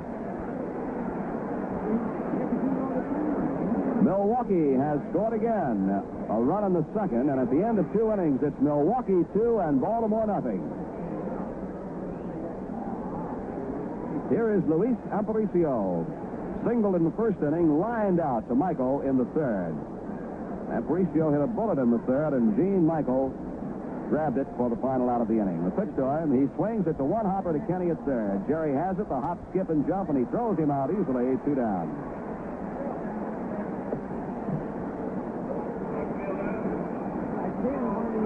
Now Carlos May, the left fielder, 0 for 2. Grounded into a force play in the first inning with a ground ball to Michael to force Aparicio. In the fourth inning, May was called out on strike. That is the only strikeout for Peterson. Here's the pitch. Strike call. Breaking pitch got the outside corner at the knees. Cleanup hitter Bill Melton is on deck. Base is empty, 2 gone. Fritz Peterson winds and delivers. Curve is lined right back up the middle, past Peterson into center field, base hit. Peterson puts the right hand, the gloved hand up, and that ball was just over his fingers. So May is on with his third hit of the series. That is base hit number 4 in this game off Fritz Peterson. Cater will hold on May at first base as Bill Melton moves in at the plate. Melton, the third baseman, has flied to right and walked, the only walk given up by Peterson. Strong right-hand hitter, well down on the end of the bat. Swings on the first pitch and pops it up into shallow center. Mercer coming hard. Clark going back. Clark is calling for it, and Clark makes the catch in shallow center. So for the White Sox, no runs, a base hit, no errors, a man left. At the end of the top of the sixth, the score is New York 2 and Chicago nothing. Well, I think about now you can plan your summer activities. Before this game started, we had clouds overhead. Lights have been on since the start, but now the sky is real blue, very pleasant. So why don't you investigate Yankee Stadium's facilities? Whether it's fun or recreation, employee party nights, or charitable benefits, there's nothing quite like a Yankee ball game, and they've been something this year. We have box and reserve seats, and also an added plus, one of the few places where you can bring the kids. There's no group too small and no party too large. So while good seats are still available, why don't you write for a free booklet? Or if you wish, feel free to contact the group sales department at area code 212-293-6000. That's area code 212-293-6000. And make this year's outing a combination of good fellowship and good baseball.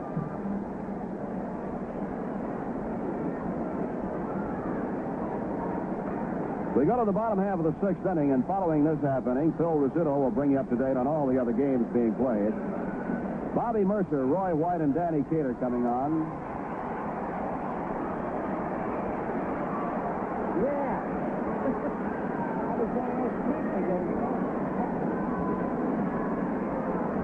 Bobby Mercer has twice grounded out to the first baseman, McCraw,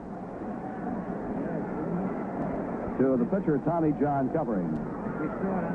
So Mercer twice has pulled the ball on John, but on the ground to McCraw at first. They play Bobby way around to the right side with the center fielder, Ken Berry, well over in the alley in right center field. Carlos May in left center and shallow, and Walter Williams deep and toward the corner and right. Infield also shades around to the first base side. The windup in the pitch. Low and outside. Ball 1 to Bobby Mercer.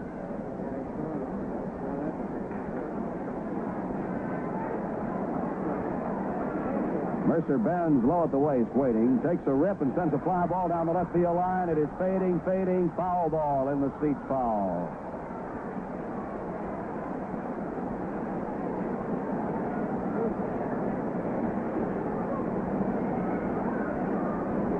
The Yankees have had their hitting today through the middle of the batting order. And from Peterson. Yankees have 4 hits, 1 each by Cater, Munson, and Woods, the number 4, 5, and 6 hitters, and 1 by Fritz Peterson. Ball on a strike now to Mercer. The wind-up by Tommy John. The pitch coming. Mercer takes a fastball low. 2 balls and 1 strike.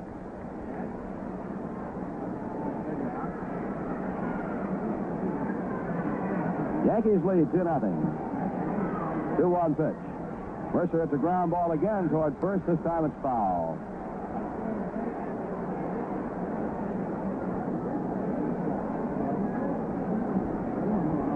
Two balls and 2 strikes.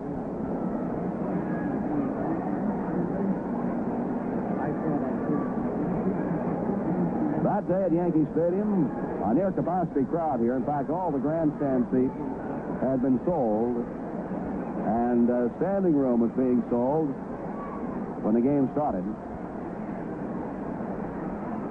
Not many seats left out there in the bleachers. 2 balls and 2 strikes to Bobby Mercer. The wind-up by John. The pitch. Swing and a miss. Strike 3. Mercer strikes out. And for Tommy John, it will be strikeout number 2. He had Kenny earlier in the game. It brings up Roy White.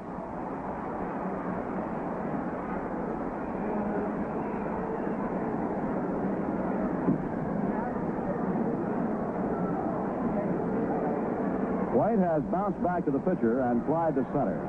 Hitting right-handed, he takes a strike on the outside corner. 0-1.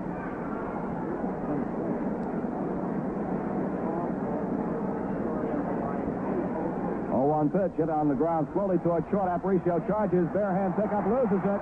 White is on. Base hit for Roy White. Slow grounder.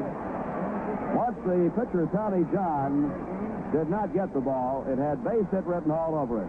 Aparicio tried a bare hand pickup and throw, but he lost the ball, rolled up his arm off his chest, and it's a base hit for Roy White, and a good scoring decision. Danny Cater now the batter. Cater is 1 for 2. They call a pitch out. White was not going. It's ball 1.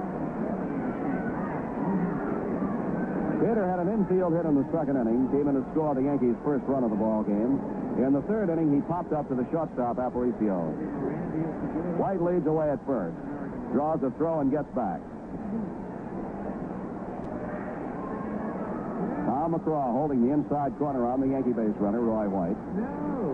1 ball and no strikes to Danny Cater. Cater waves the bat. Now waits. Here's the pitch. There goes White. It's hit on the ground at first. McCraw with it. Steps on first. White goes to second as Cater grounds out to McCraw unassisted. Danny tried to hit behind the base runner. He did so, but could not get the ball through the infield. So now White is at second, and the batter will be Herman Munson. Herman is 1 for 2 with a run scored. In the second inning, Munson singled sharply to left field. In the fourth inning, he grounded out to shortstop Aparicio. Yankees leading 2-0. 2 outs in the bottom half of the 6th inning.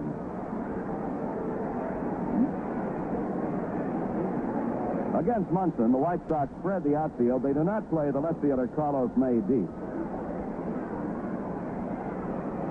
Trying to guard all stations, as Munson can hit to all field.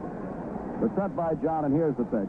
Herman takes low and outside, ball 1. Infield is also spread out. Third baseman Melton is deep, not hugging the line. Aparicio is over toward the hole. McCraw at first wide of the line and deep, and Knapp is deep. Shaded just a bit towards second. 1-0 pitch. Munson takes low, it's ball 2, 2-0. Well, you hear the kids now in their age-old chant of "We want a hit." With the speed of Roy White, a hit could mean a Yankee run. Yankees leading 2-0. Tommy John looks to Josephson again for the side. Now has it. 2-0 pitch. Fastball is low, ball 3.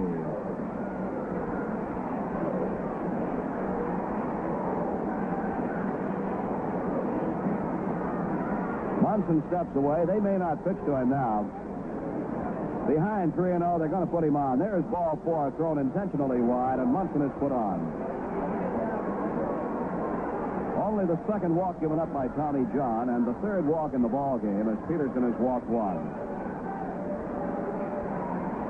Ron Woods now the batter, 1 for 2. Drove in a run with a single in the first inning. Bounced back to the pitcher, Tommy John in the fourth. Wyatt at second, Munson at first. Aparicio comes a little more toward the hole against Woods, and Josephson has to dig the pitch out of the dirt, ball 1. In center field, Barry is shaded just a step or two toward right field. Yankees leading 2-0. Woods waves the bat back and forth. There's the step by John. He spins around as if to throw it at second. Nobody is there but Roy White, and he doesn't want to throw it to him. Ready again. Pitch is hit in the air to fairly shallow right center. Coming on for Walter Williams, the right fielder, makes the catch, and the side is retired. For the Yankees, no runs, a base hit. There were no errors, and 2 men are left on. At the end of 6, the score is New York 2 and Chicago 0. And now with the scores of other games and ready to carry you through the final 3 innings here, the shortstop, the Scooters, Bill Rizzuto. All right, Frank, thank you. Minnesota and Washington all tied 3-3 at the end of 5. Boswell started, Hall in the 5th. Brunette started for the Senators, Bosman in the 6th. Detroit at Oakland later start. At the end of 2.5, Milwaukee 2, Baltimore 0. Cuellar for the Birds and Patton for the Brewers, and Ted Savage got his 4th of the year in the first inning. In the first game of a doubleheader, it is now Kansas City 4 and the Red Sox 4. Moorhead started for Kansas City. Bergmeyer in the first. Culp for the Red Sox. Pat Kelly got his 3rd of the year in the 3rd with 1 on. And Jackie Hernandez his 2nd of the year in the 6th with 1 on. Cleveland and California later start. At the end of 3.5, it's Cincinnati 4 and the Mets 1. Gentry started. Cardwell in the 4th. Simpson going for the Reds. Lee May got his 15th of the year in the 2nd inning. Johnny Bench his 18th of the year in the 3rd with 2 on. Pittsburgh 3, the Dodgers 0 end of 8. Foster against Veal. Phillies 1, Houston 0 end of 1. Fryman against Dirker. Montreal 3 and Atlanta 0 end of 4. Morton against Negro. Bob Bailey got his 2nd of the year in the 4th. Well, let's see. It's the Cubs 2 and the Giants 2 playing the bottom of the 4th. Robertson against Holtzman. Willie Mays got his 13th of the year. 613 lifetime. Dietz is 11th. And Callison got his 7th. And Billy Williams is 16th for the Cubs. San Diego leading the Cardinals 3-1 end of 3. Dukes against Gibson. And those are the other scores. Right here, the Yankees leading just 2-0. And it will be Dwayne Josephson who fly to center field and hit back to the box. Peterson's pitch is a curve over strike call, and we pause for station identification. The Yankees at home and away on WGY, Schenectady. The next pitch is a palm ball drilled in the left field for a base hit for Josephson. Fritz got that palmer a little too high. That's base hit number 5. Each team now with 5 base hits. And here's Tom McCraw. Pop to second and fly to right field. Munson goes out now to talk with Peterson. The Yankee bullpen has had 2 good days of rest, but right now somebody's getting up back there. Lindy McDaniel gets up. 2 complete games, one by Mel Stottlemeyer and one by young John Cumberland in the last 2 games.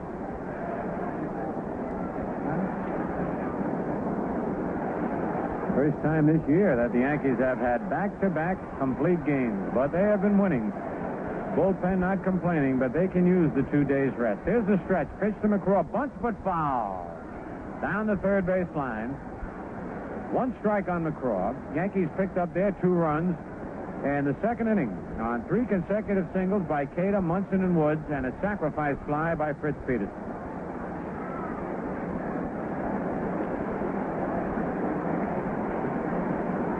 Nobody out. Cada not holding the bag against Josephson.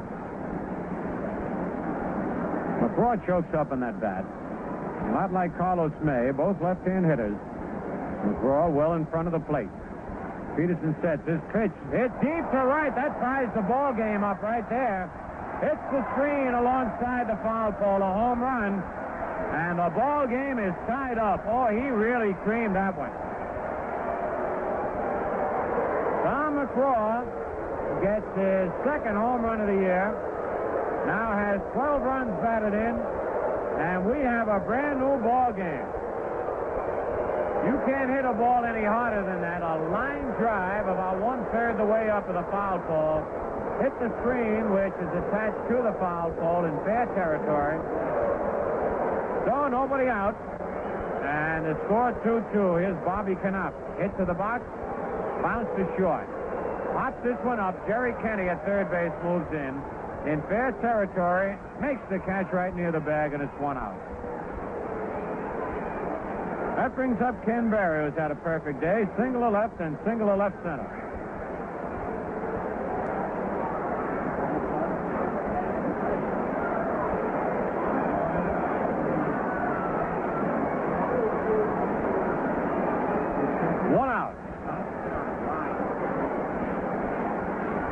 Peterson delivers a swing and a miss on a good curveball. Strike one.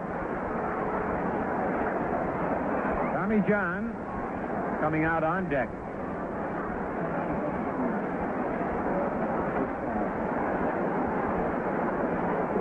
Peterson ready. Fastball is low, 1-1.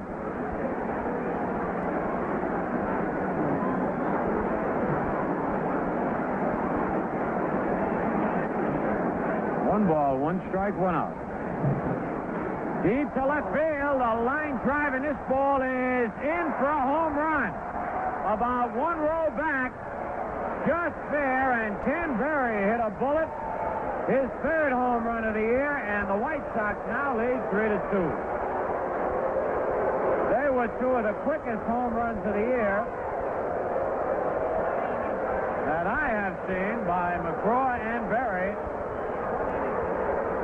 Fritz Peterson, who has a history of having that one bad inning just about every ball game. This time it caught up with him, leading 2-0. Sox out in front 3-2. 1 out, and Tommy John the batter. John is sacrificed and hit into a double play.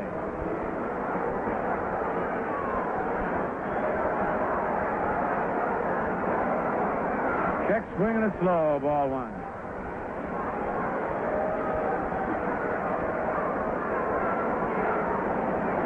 On deck, Walt Williams.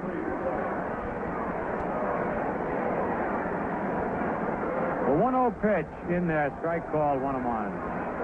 Tommy John took a good cut after the ball had been called a strike.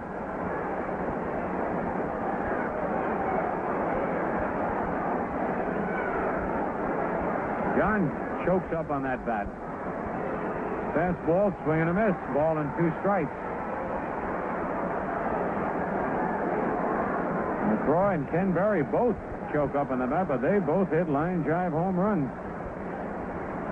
Fastball swing and a foul back, and that ball nicks Munson on the mask. Herman takes it off. Puts it back on.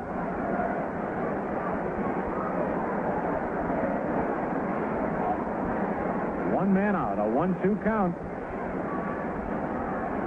on Tommy John.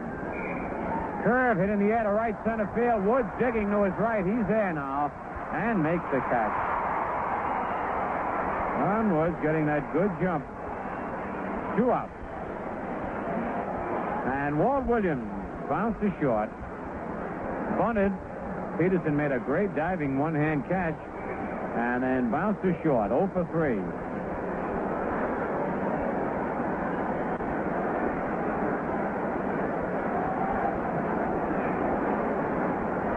On deck, Aparicio.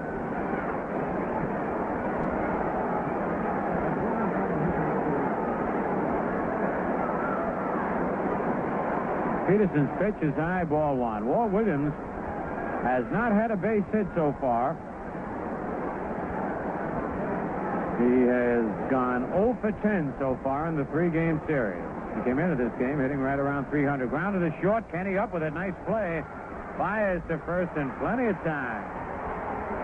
But the White Sox come up with 3 runs on 3 hits. No errors, nobody left. At the end of 6 1/2, it's the White Sox 3, the Yankees 2.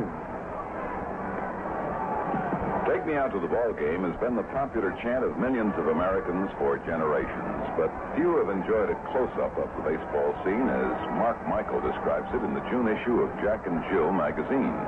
Mark is the 7-year-old son of New York Yankee shortstop Gene Michael, one of the best infielders in baseball today.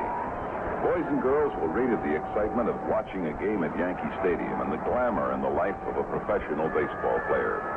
Children will share the thrill of going through the Hall of Fame, of sitting in the dugout or swinging one of the professional bats. My Father is a New York Yankee is not just another sports story.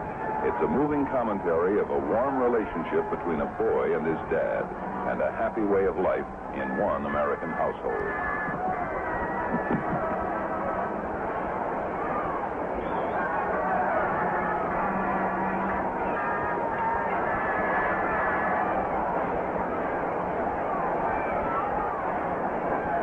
Don't forget, the Minnesota Twins will be in Tuesday night and Wednesday night to wind up this homestand for the Yankees.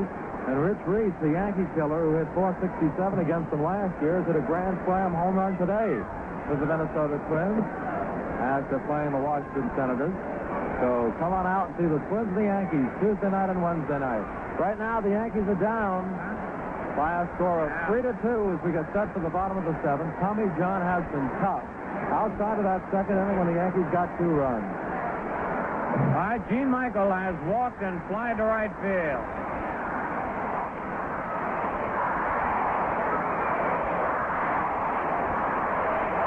Listen to the kids here today. The pitch. Bluff bunt, it's in there. Strike ball. Yankees scored 2 in the second. White Sox 3 here in the top of the 7th. Bill Meldon at third base guarding the line. Michael asked for time. Something had blown in his eye. Now Gene is ready. John Wine. Bouncing ball slowly to third. Melton up with it. Fires to first, and it's 1 out. That Melton's got as strong a throwing arm at third as any third baseman we've seen. Now Jerry Kenney, who struck out and bounced to short. 1 man out, bottom of the 7th. On deck, Ron Hanson. So it looks like this is going to be all for Fritz Peterson.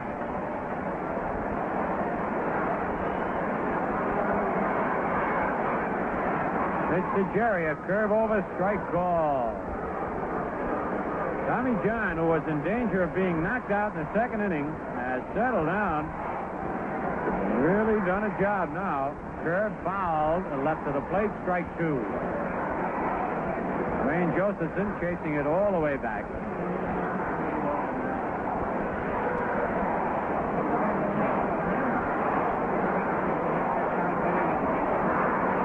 Tremendous crowd here today. Matter of fact, they had to stop selling tickets. The 2-strike pitch. Low and away. Great play by Josephson. Didn't know he had it. He was in the dirt way to his left. Walt Williams really playing shallow in left field for Jerry Kenney. Boy, he's riding back a shortstop.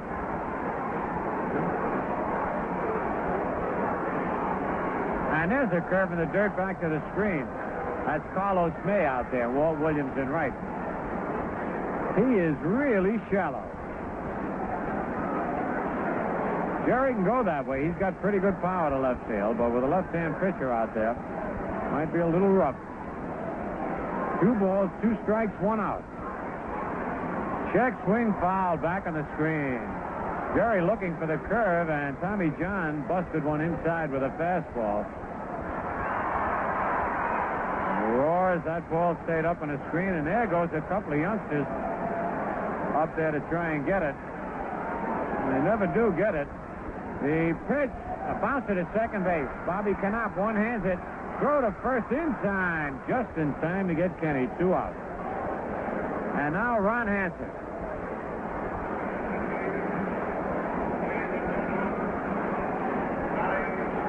Ron Hanson, looking for his first base hit as a pinch hitter, is 0 for 7. But he has had 6 walks and 2 runs batted in a pinch hitting role. Well, Junks is just about ready to give up trying to get that ball off the screen. Pitch to Hanson. Curve low, ball one.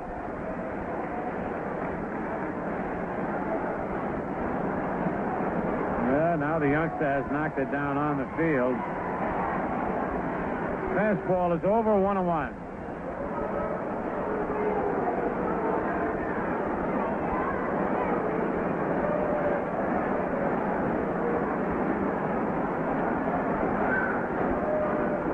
The 1-1 pitch, a bouncer out in front of the plate, foul ball. It hit Hanson, but he was in the batter's box. Josephson said he was out of it.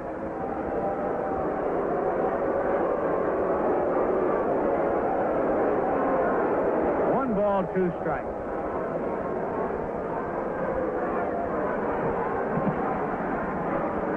Two out, nobody on. 3-2. The White Sox are leading. We're in the bottom of the seventh.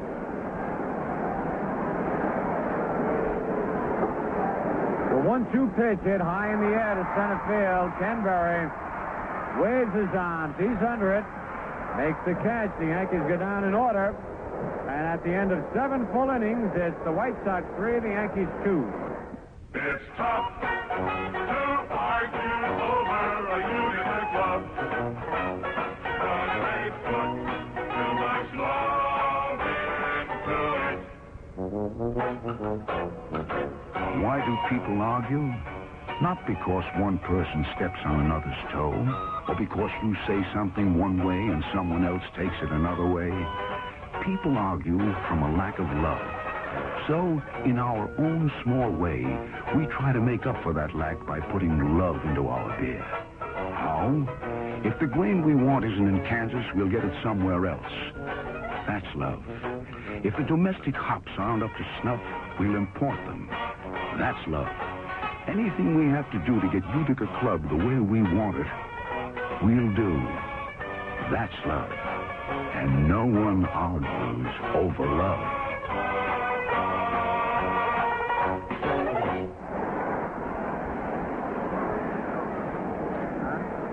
Well, the Yankees will have a new pitcher as we go to the top half of the 8th inning, so Fritz Peterson cannot be the winner, and he could very well be the loser in this ball game with the score 3-2 in favor of the Chicago White Sox. Peterson goes 7 innings. He was hit for 7 hits, but 2 were home runs, 3 runs on 7 hits in the 7 innings that Fritz Peterson worked. He gave up 1 base on ball, and he had 1 strikeout. Lindy McDaniel comes on for the New York Yankees. He has been outstanding this year for New York. McDaniel has a record of 5-1. This will be his 22nd game. He's also saved 5, earned run average of 1.14 in 39 1/3 innings. He's only walked 3, struck out 28, and he's only given up 5 earned runs, 6 runs overall. He has been hit for 2 home runs, one of which by Herman beat him out of a ball game last Sunday. So McDaniel comes on with the Yankees trailing 3-2 as we get set for the top half of the 8th inning. And Tommy John has been tough today for the White Sox, since the Yankees touched him up for 3 base hits and a sacrifice fly in the 2nd inning. Since that time, they've had 2 lonely singles, one by Peterson and one an infield hit by Roy White. All right, Louis Aparicio will lead it off against McDaniel. Lindy, 6'3", 196 pounds. Bob told you, having another fine year relieving. His pitch to Louis, little low, ball 1. Aparicio almost went after it. McDaniel, who suddenly this year has come up with a better-than-ever slider. He's always had the good forkball. His fastball is faster this year. There's one just nicked the corner, 1-1. And Lindy very seldom, if ever, throws a straight fastball. It always does something. He winds. The 1-1 pitch just on the corner again. Man, he is nicking that corner, and I want to tell you, pinpointing it right there.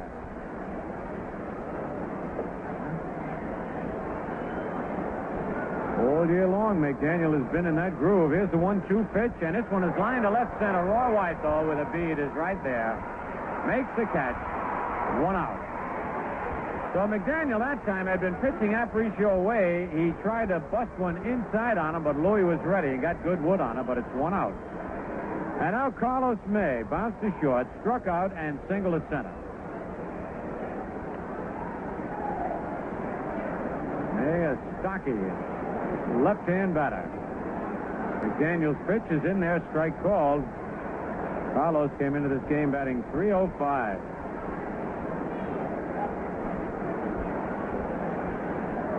Swing and a miss. He tried to check it, but he went around, and there's that ball dipping down again, keeping the hitters off stride. McDaniel uses the same motion for every one of his pitches. He kicks that leg in front of him. Jay, strike three. Munson drops the ball, tags him, and look at May. May is really arguing with George Maloney. The ball didn't look as though it were low and inside. But maybe that's because Munson dropped it. And he's out of the game. And now Gutteridge comes out to argue with him. And we mentioned yesterday the short fuse on Jake O'Donnell. Now Maloney's got it. Well, what May did is he dropped the bat and his cap right at the umpire's feet and started to walk away, and that was it. He was thrown out for the gesture or the move or whatever you want to call it. He took them both down right at home plate. Well, I tell you, out in Minnesota, I saw Ralph Houk throw his hat and Gene Michael throw his hat and glove, and they weren't kicked out.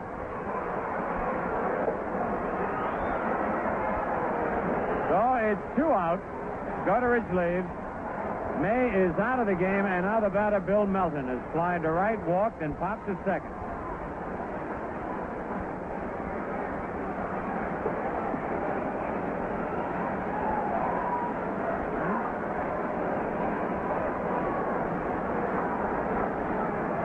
Strike one. Melton checked his swing, but the ball nicked the corner.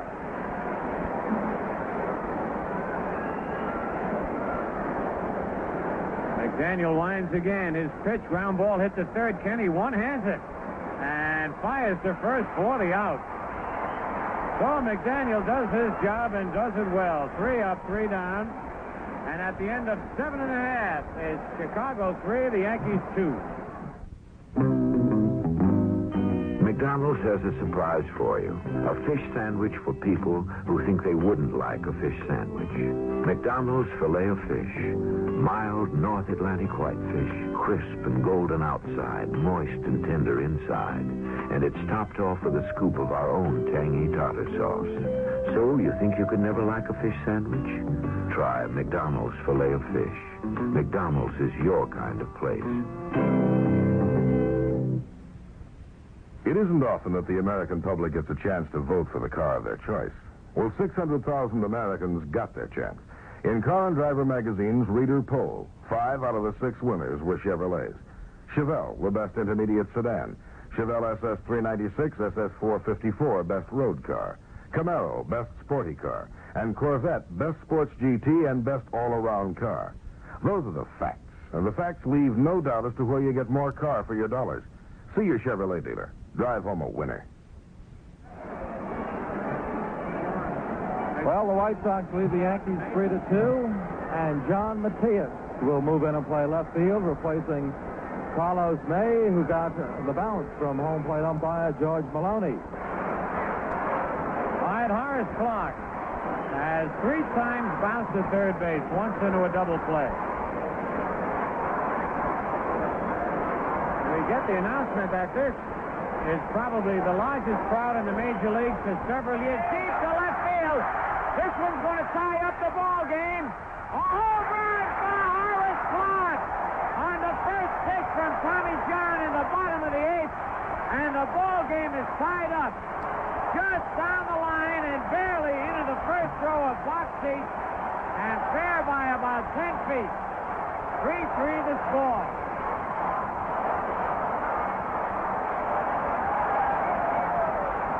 And what a scene here at Yankee Stadium as all the kids raise their bats in the stands. And we've got the capacity crowd on hand, and they're making a lot of noise. It's a tie game, and here's Bobby Mercer. Phil? All right, Bobby Mercer 0 for 3. Curve is in there, strike call. I tell you, that might have been a break for the Yankees. Carlos May being taken out of the game. That young man, first chance to play left field in this big ballpark, might not have been in the right spot. There's a pitch high, 1-1. And Carlos May is a fine outfielder and might have come up with that ball. So that will make Don Gutteridge and Carlos May that much madder because George Maloney threw him out. The 1-1 pitch, swing and a miss. 1 ball, 2 strikes.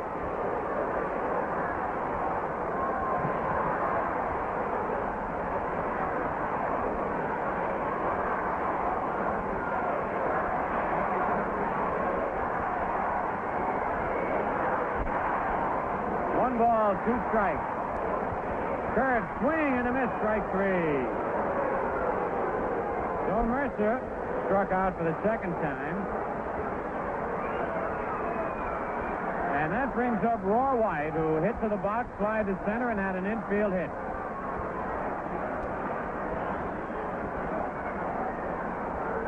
A 3-3 ball game in the bottom of the 8th. And this big crowd has had quite a day today. Foul off the end of the bat, back into the mezzanine and out of play. Strike 1. Bill Meldon really guarding the line at third base on Roy White. Pitch by John outside, 1-1. For Clark, his 3rd home run of the year and 19th run batted in. Outside, ball 2, 2-1. 3-3 the score, bottom of the 8th.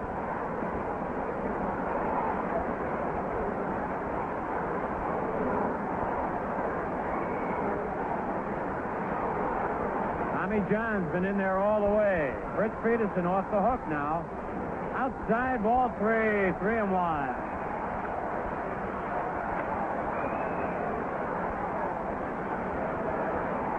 One out, nobody on. On deck, Danny Cater. Here's the 3-1 pitch.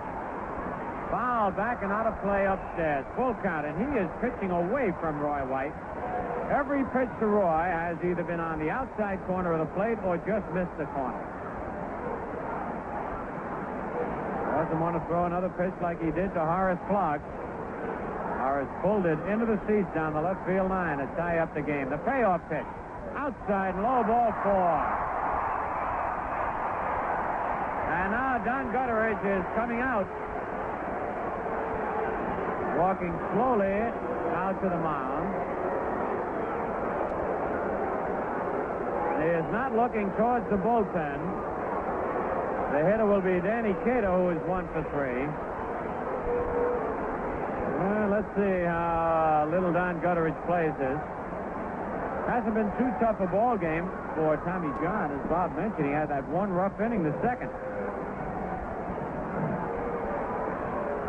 This sets up a lot of possibilities for the Yankees, too, now with Roy White on first. And I'm sure Gutteridge wants to remind Tommy John of the situation. He's coming back off the mound and still looking out to the bullpen, but John stays in. All right, Bob. And as we mentioned, possible steal, hit and run. McGraw holds the bag against Roy White. 1 out. Here's the stretch. Pitch to Cater. Check swing and it's low. Ball 1. Danny shaking that left hand. A lot of times when you check a swing, you can either sprain a wrist or scratch your finger up. Now the left-hander sets. Throw to first base. White is back.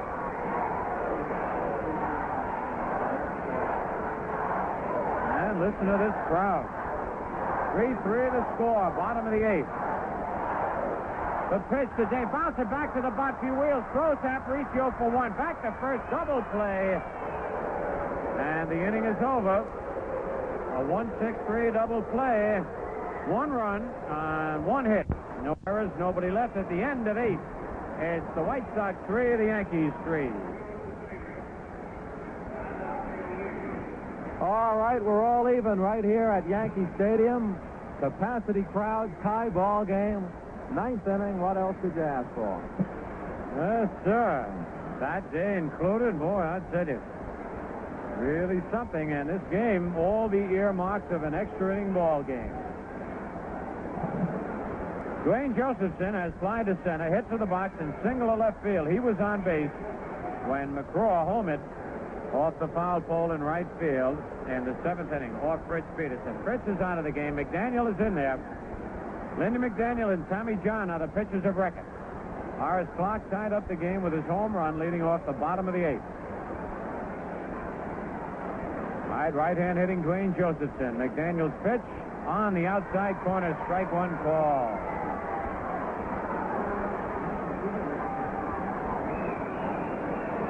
McGraw is on deck. Lindy winds just outside. 1-1.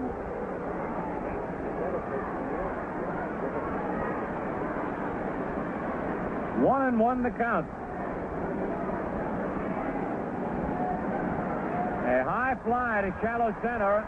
Bobby Mercer coming in, sun shining on his glasses. He had trouble and made the play. Bobby did not give any distress signal going after the ball, but he started to stagger right at the end. You could see the sun reflecting off his sunglasses, but he held on to it. 1 out. And now McCraw popped the second fly to right, hit the 2-run homer.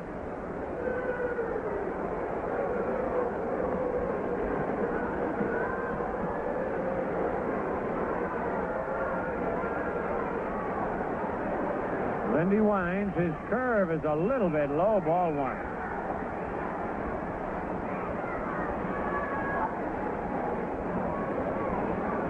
McCraw steps back, gets a little dirt. Fritz Peterson, by the way, worked those 7 innings, giving up the 3 runs. As a hitter, though, he was 1 for 1. Brings him up over 300 right now. The pitch is low. Ball 2, 2-0.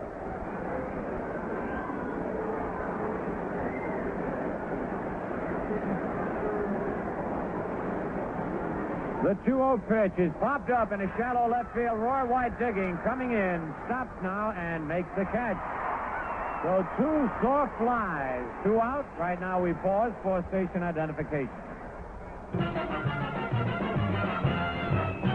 The Yankees at home and away on WGY, Schenectady.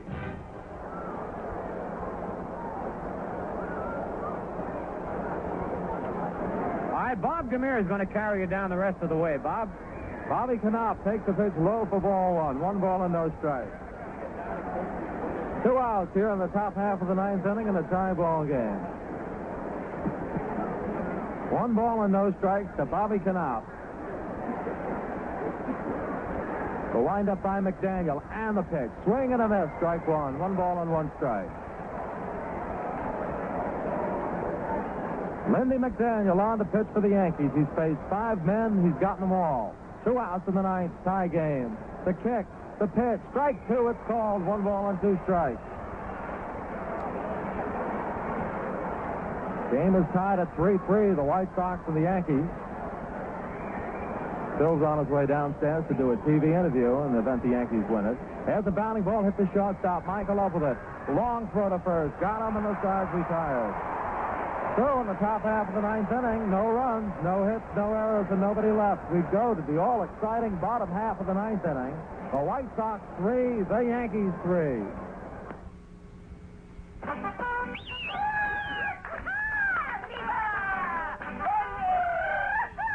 We are having a Brazilian towel dance in celebration of the Brazilian towel sale at your Atlantic service stations. Import a Brazilian bath towels in an elegant jacquard weave for only $1.29. Oh, and the beach towel for only $2.99. And get this, amigo, when you buy the bath mat for only $2.49, you get a hand towel free. Yay, yay, yay! Each towel comes in avocado or gold. You can get one with every purchase of gasoline at a participating Atlantic station. Pretty soon, you'll have enough for your own Brazilian towel dance. Oh, you don't know how? It's simple. You dance to the rhythm of drying your back with a towel. No purchase required in New Jersey. At the Atlantic station. All right, here we go to the bottom half of the 9th inning. Herman, Munson, Ron Woods, and Gene Michael, the batters for the Yankees. It's all tied up. Yankees had it for a long time, 2-0. Then 3 runs on 2 homers for the White Sox in the 7th. And Horace Clark homered on the first pitch in the bottom of the 8th. We go to the bottom of the 9th, tied up, a capacity crowd at Yankee Stadium. Herman Munson, right-handed batter. It's his birthday. What a setup this is right now. Capacity crowd, your birthday, bottom of the 9th, and tied up. It's almost too much to dream about. Munson, the batter, and Tommy John, who's got all the way on the mound. John goes into the windup. Around comes the arm, the pitch. Strike 1, it's called. No balls and 1 strike. Left-hander, barreled in the curveball. 0-1 to Thurman. Munson on his birthday, a single, bounced to short, and drew an intentional walk. John's given up 6 hits. The windup, the pitch. Munson takes strike 2 just above the knees on the outside corner. No balls and 2 strikes. Herman didn't like the call and says so to umpire George Maloney. Munson out of the batter's box. Game is tied here at the stadium, 3-3. Bottom of the ninth. 7 hits for the White Sox, 6 for the Yankees. The windup, the 0-2 pitch. Low, ball 1, 1-2. Elsewhere, Baltimore and Milwaukee are tied up at the end of 4. Now Baltimore has gotten a run on the top of the 5th, so make it 3-2 Baltimore after 4.5. 1 ball, 2 strikes. The pitch to Munson. Swinging a bounding ball to shortstop. Aparicio belt high has it. Throw to first in time, and there's 1 out. So Thurman Munson bounces out to shortstop Aparicio for the first out of the bottom of the 9th inning. That'll bring up Ron Woods. He got a base hit to drive in the first Yankee run, then bounced to the box and flied out to right field. Mentioning Milwaukee, Steve Hovley was late for the ball game, I believe, Thursday night.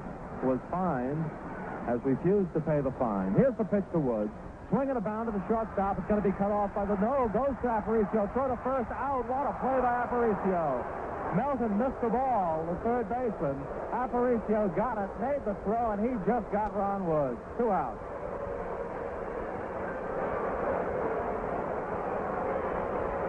Mobley refused to pay the fine. This is according to Marv Albert at WHN, sports director, who calls with the story. So Mobley is not playing in that game today, and the Brewers now say they're going to trade him. 2 outs, and here's Gene Michael, batting right-handed. The windup, the pitch. Strike 1 is called, 0-1. We're tied up in the bottom of the 9th, 2 outs, nobody on. Mobley had quite a write-up in Jim Bouton's book. Here's the windup and the pitch. Line drive hit out over second, and it's into center field for a base hit. Berry coming in the field, the ball throws on into second, and Gene Michael keeps it alive with a base hit to center. 2 outs now for the Yankees. Winning run on first. And Jerry Kenney, who's 0 for 3 against the left-hander, steps in. Tommy John has had Jerry Kenney's number so far.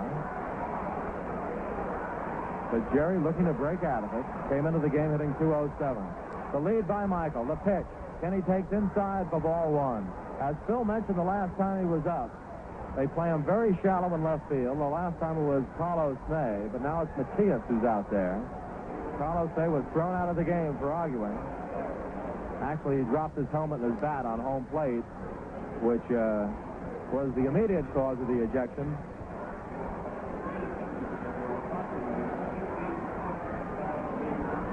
There's been a delay in announcing the attendance. However, Bob Fischel has just announced the approximate paid attendance, 66,000.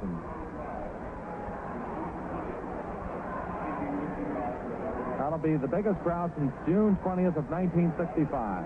Throw to first, and Michael gets back. So 66,000 paid here at the stadium. Hope to see you out here for the Twin Series, Tuesday night and Wednesday night. The pitch to Kenny. Low and outside, ball 2. It's 2-0. Lindy McDaniel is on deck. It's 3-3 in the bottom of the 9th. 3 runs and 7 hits for both teams. Melvin playing in tight at third. In fact, he's in front of the bag by a yard. Aparicio over towards second. 2-0 to Jerry Kenney. Throw to first, and Michael gets back. Gene Michael representing the winning run on first base. And 2 balls and no strikes to Jerry Kenney.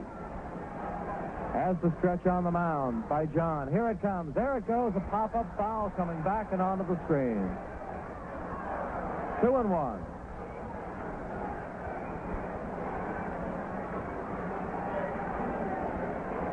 Yankees in a spot now where 1 long hit can win the ball game. Bottom of the 9th and a 3-3 score. Tommy John shakes off one sign. Now he takes the next to the belt. The pitch. Low, ball 3, and it's 3-1. 3 balls and 1 strike. We'll have to wait and see how Ralph House plays it. If Jerry Kenney gets a walk, chances are he'll go for the pinch hitter. But that, of course, will mean McDaniel be out of the ball game. But a base hit, and it wouldn't make any difference. 3-1.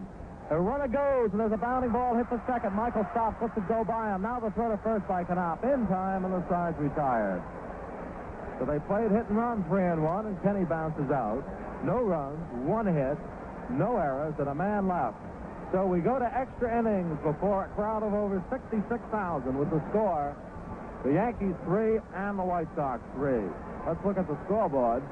Baltimore leads Milwaukee by a score of 3-2 after 4.5.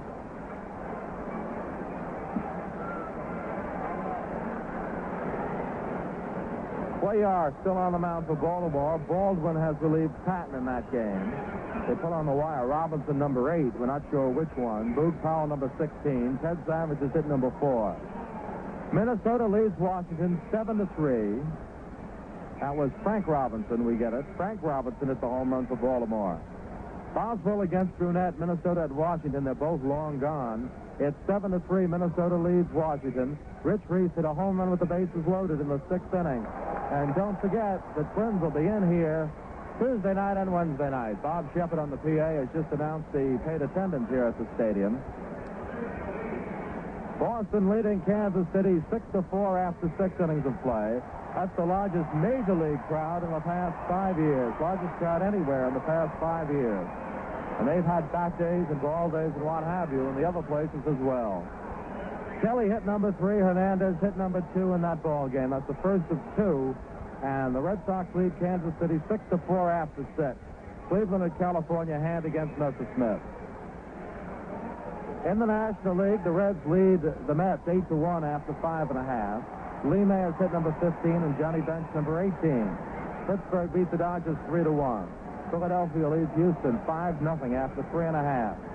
Montreal leads Atlanta 6-1 after 6. The Cubs over the Giants 4-2 after 5. And San Diego over St. Louis 7-1 after 5.5.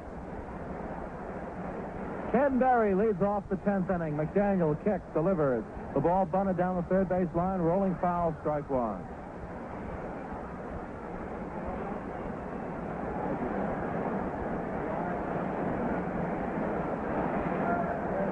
No balls and 1 strike.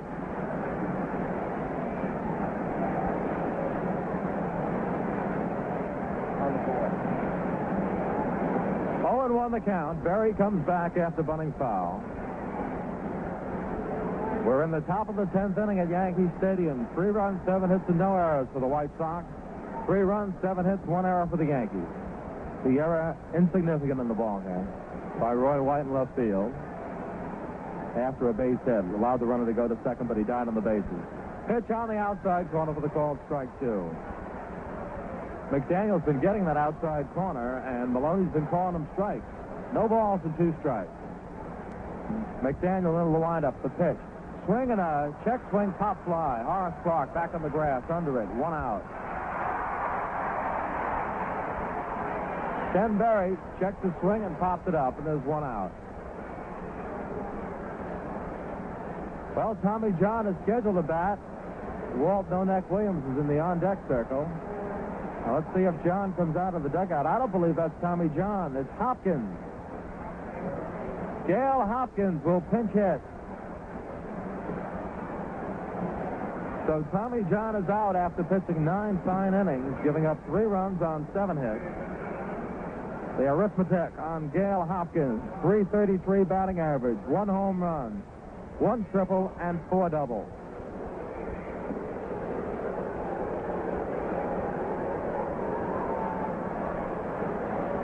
So Gail Hopkins comes up with a .333 average. Batting for Tommy John. So we'll have a relief pitcher for the White Sox. And when you talk about the White Sox and relief, you automatically think of Wilbur Wood. He pitched in relief yesterday. The windup. The pitch. Hopkins, left-handed batter, takes inside for ball 1. 1 ball and no strike.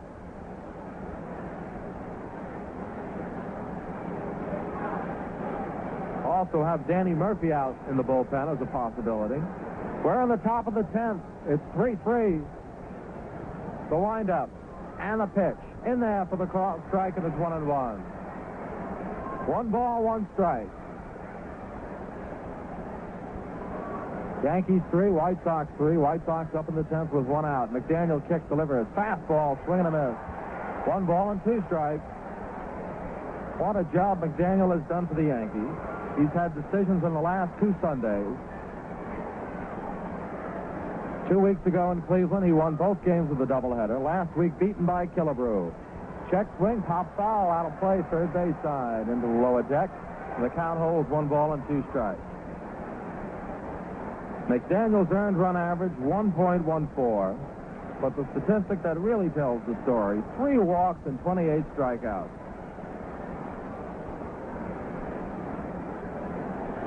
One ball, 2 strikes, 1 out, nobody on. The pinch hitter Hopkins, the batter, the pitch, just outside, and it's 2-2. Forkball really dropped that time, but it missed outside. 2 balls and 2 strikes. The Yankees will have Hanson and Stottlemeyer in the Twin Series. The windup, the 2-2 pitch, Hopkins swings, bounding ball, past third, in the left field for a base hit. Coming in the field, it is Roy White. Throws on in the second. Hopkins, after a big turn, goes back to first. That ball just passed Jerry Kenney. Michael, the shortstop, was over by second base. It went between them for a base hit. So the White Sox have a life in the top of the 10th. The first hit off Lindy McDaniel. And Walt Williams is going back. And we may be seeing a pinch hitter for Walt No-Neck Williams. Either that or he went back to get another bat or something. We'll just have to wait and see. Williams has not had a hit in this series in 3 ball games. Today he's 0 for 4. In the series, he's 0 for 11.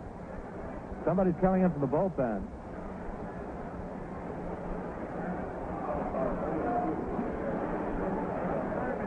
Ed Herman, the catcher, is coming in from the bullpen. Bringing his glove with him. Let's see if he's going to hit. See somebody else fiddling around over at the bat rack. Meantime, McDaniel's throwing some warm-up pitches down to Thurman Munson. 3-3 the score, top of the 10th at the stadium. And we're still waiting to see who comes out of that White Sox dugout.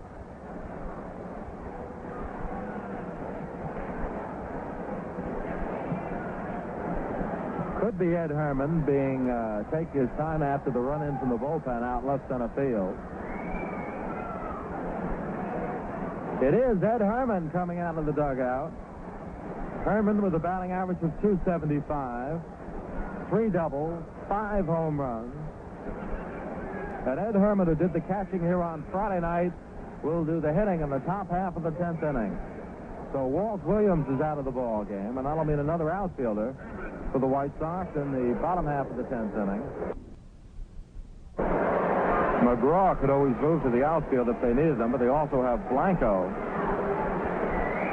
and Bradford. Ed Herman, a catcher, a left-handed hitting batter. So they pinched hit a left-hander, Hopkins, and he got a base hit. So Don Gutteridge going with the percentages again. Lindy McDaniel, who will be the leadoff man on the bottom of the 10th, looks in to get the sign, goes to the belt. The pitch. In there for the called strike, and what a drop that one had. No balls and 1 strike. 3-3, top of the 10th. The White Sox have a runner on and 1 out. Horace Clark's 8th inning home run tied it up. The stretch by McDaniel. Checked Hopkins. The pitch. Swing and a foul at the plate. Strike 2. No balls and 2 strikes. 0-2 the count.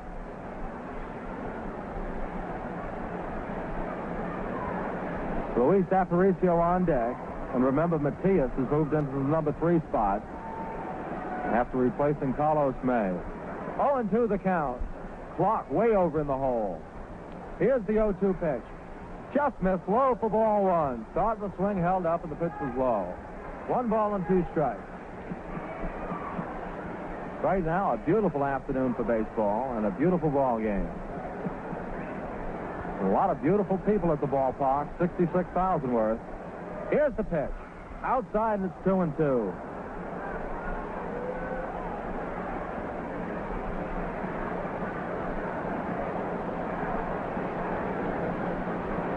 Two balls, 2 strikes, 1 out. Hopkins on first.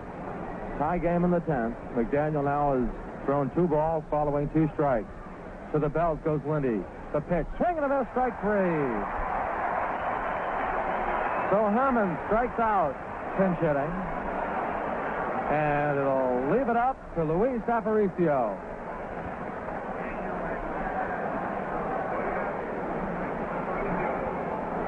Looks as if Lindy McDaniel and Thurman Munson thought that was the third out. They started to walk off, and Gene Michael was following them. One more, gentlemen. Luis Aparicio, the batter. 2 outs. Hopkins on first. It's no wonder with the delay we had waiting for Herman to come out and pinch hit. Here's the stretch. The pitch to Aparicio. High, ball one. Louis faked the bunt. Jerry Kenny's playing back at third, but he can cover a lot of ground and fast. So can Aparicio. 1-0 the count. Hopkins on at first. Tie game, top of the 10th, and 2 outs. Yankees, as we mentioned, will be leading it off with McDaniel in the bottom of the 10th. Lindy to the belt. The pitch to Aparicio. He attempts to bunt, and he misses. Strike one. 1-1. Kenny daring him to lay it down. And Luis was going for it. Look at him. He's looking down at Jerry Kenny right now, and Kenny's just looking right back. Got his glove off and hands on his hips.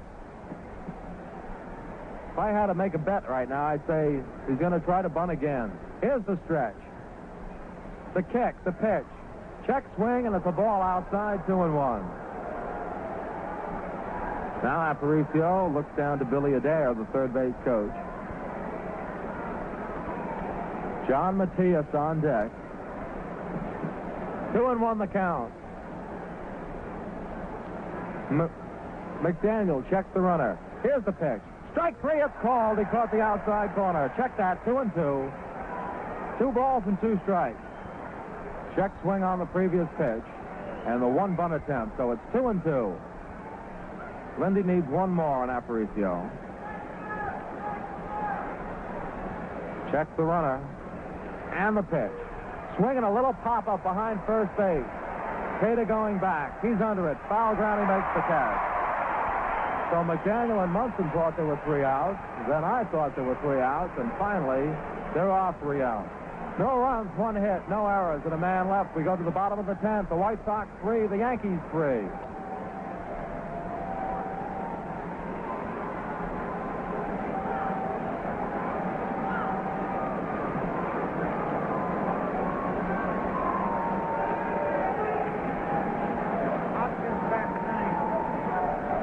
We've got a lot of changes for the White Sox. As we mentioned the possibility, McCraw has moved out to play right field. So the right fielder will still be batting in the number 6 spot, Tommy McCraw. Hopkins moves in to play first base. And Wilbur Wood will be on the mound and pitching. Wilbur Wood will be batting first, where Walt Williams was batting. And Hopkins will be batting in the number 9 spot and playing first base. So first of all, let's take first things first and set the White Sox defensively, because that's what they'll be here in this inning. Hopkins is the first baseman. Knopf stays in at second. Shortstop Aparicio, Melton at third. Matias in left. Berry in center. And McCraw moves to right field. Josephson is still the catcher. The batter for the Yankees, Lindy McDaniel. Bottom half of the 10th inning, it's tied up at 3-3. Wilbur Wood winds. Knuckleball, swing and a miss, strike one. Wilbur Wood, last year 10-11. The preceding year 13-12. Originally came up with the Red Sox. The windup. The lefty delivers to McDaniel. Knuckleball in the dirt. It's low, 1-1. Wood had trouble winning for Boston. One year he had an earned run average of 16.5. Then he went to Pittsburgh. Still had his problem. Then he went to the White Sox, and he found it. Pitch is low for ball 2, 2-1.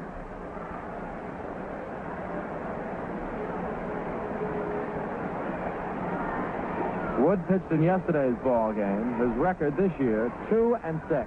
McDaniel swings, and he misses strike 2. 2 balls and 2 strikes. Lindy McDaniel and Wilbur Wood, and it's each man's game to win or lose. McDaniel's had 1 hit in 7 at-bats. He swings and misses strike 3. So Lindy McDaniel strikes out to lead off the bottom half of the 10th inning. But here's the man, the last man to score in this game, Horace Clarke, who homered to tie it up in the 8th inning.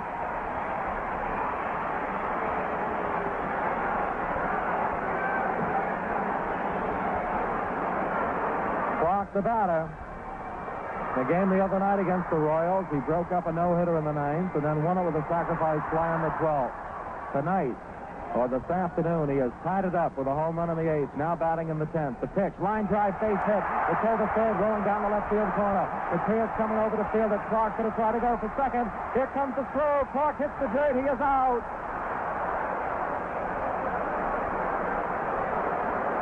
John Matias in left field played that one perfectly. A line drive hit like a rocket over third and down the line. Matias came over, played the perfect carom off the wall, and threw a strike to second. So Horace Clark singles, but he is out. Matias to the second baseman, Canal. 2 out. And here's Bobby Mercer. Clark hit that first pitch again. The pitch to Mercer, in there for the called strike. That looked like a sure double, and Matias, who was playing because Carlos May was thrown out of the game for arguing, made a fine play. The 0-1 pitch. Mercer hit the line drive to right field. Coming in is McCraw. He dives, it goes between his legs. All the way out to the fence, 344 feet away. Mercer to second, and he holds up. A beautiful back up by Berry. The center fielder backed up the play, played it off the 344-foot sign, and it goes as a double for Bobby Mercer. McCraw had just moved to right field, tried for the shoestring catch, and didn't get anything but the air. It went right by him for a double. It scored as a single and an error. A single and an error.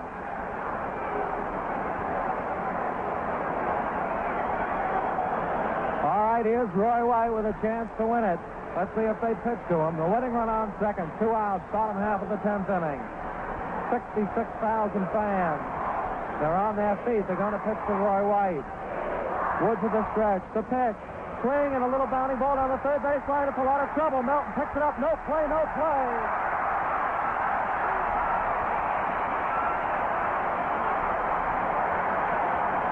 On to third base. With the winning run goes Bobby Mercer. And it'll be Danny Cater, the batter. How do you like this for excitement? A lot of times you get a big crowd and the game turns into a dud. This has had all the excitement that you could ask for. 66,000 fans on their feet. 50,000 bats in the air. And Danny Cater stepped up with a chance to win it. On third base, Bobby Mercer. Roy White on first, the stretch. The pitch to Cater. Strike one, it's ball. They gave him a knuckleball. No balls and 1 strike.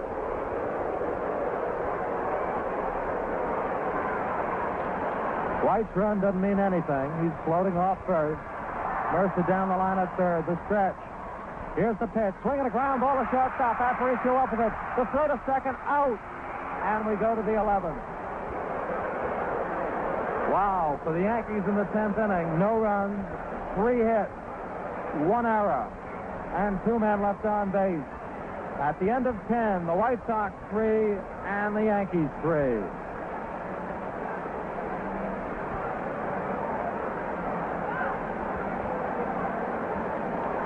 Well, if you're planning your summer activities, now is the time to investigate the facilities of the most famous of all ballparks, and it's jammed to capacity today, Yankee Stadium.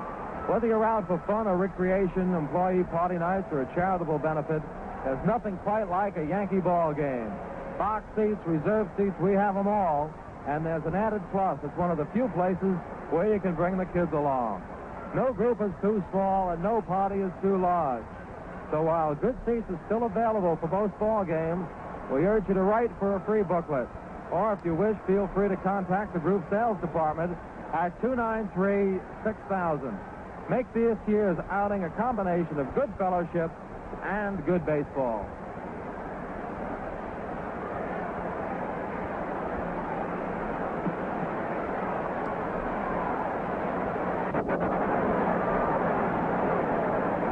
Lindy McDaniel gets set to pitch in the top half of the 11th inning. Close but no cigar for the Yankees in the bottom half of the 10th. 3 hits and that error by McCraw. But the White Sox played it well. They didn't give up any intentional walk, and they got away with it. They pitched to the cleanup batter, Cater, and they got him. And with a knuckleballer on the mound. John Matias, the batter, top of the 11th. McDaniel kicks, delivers. Swinging a ground ball foul, strike 1. Over by Jim Foley's box. Jim's still here enjoying the ball game. Big straw hat. Active in politics. Tammany Hall for so many years. Right now, a member of the New York State Harness Racing Commission.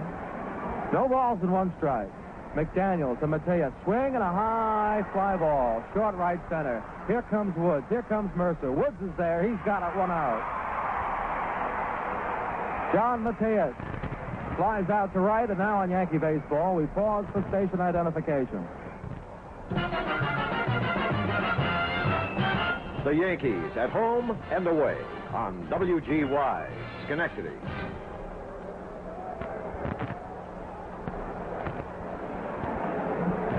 Here's Bill Melton, the third baseman, who's come up with several fine plays. McDaniel delivers. In there, strike one.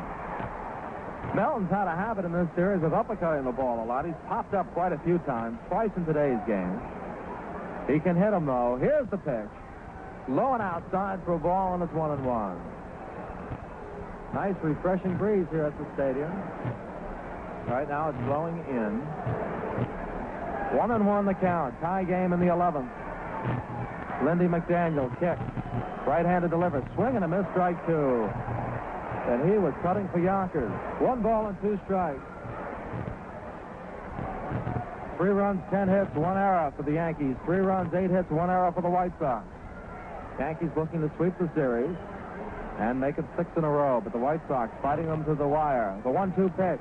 Swing and a foul ball. Went for an outside pitch and just did get his bat on, and the count holds at 1-2.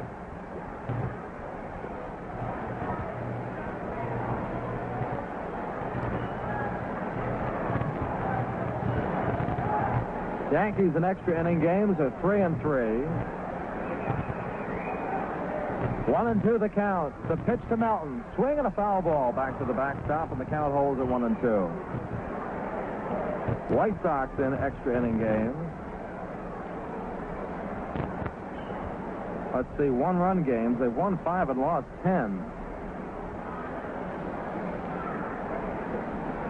Trying to see if they have extra inning games in their sheet here. 1 ball and 2 strikes. And the pitch. Swing, line drive, foul. Third base side. Ball ricochets back out on the playing field. And Paul Coro, the ball boy down the left field line, goes out to get it. For some reason or other, they've left the extra inning games off the White Sox statistics sheet. And we get an idea from the 1-run games. They've won 5 and lost 10. Strike 3. Bill Melton goes down on strike for the second out in the 11th.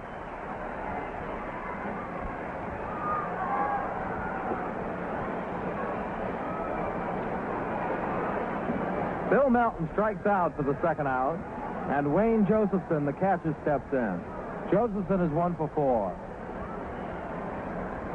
3-3 the score in the top of the 11th. McDaniel came on in the 8th inning. And only one man has reached base. That was a single by the pinch hitter Hopkins. McDaniel to Josephson. Curve just outside for ball 1. McDaniel's pitched to 12 men. He's gotten 11 of them.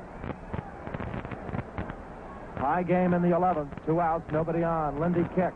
Delivers. In there for the called strike. It's 1-1.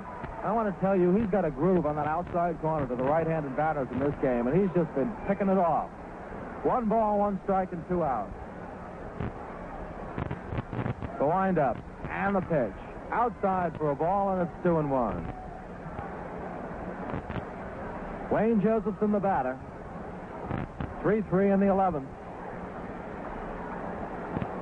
McDaniel into the windup. He kicks, delivers, swing, and a foul ball coming back, and it hits the facade right above our heads and bounces back on the playing field.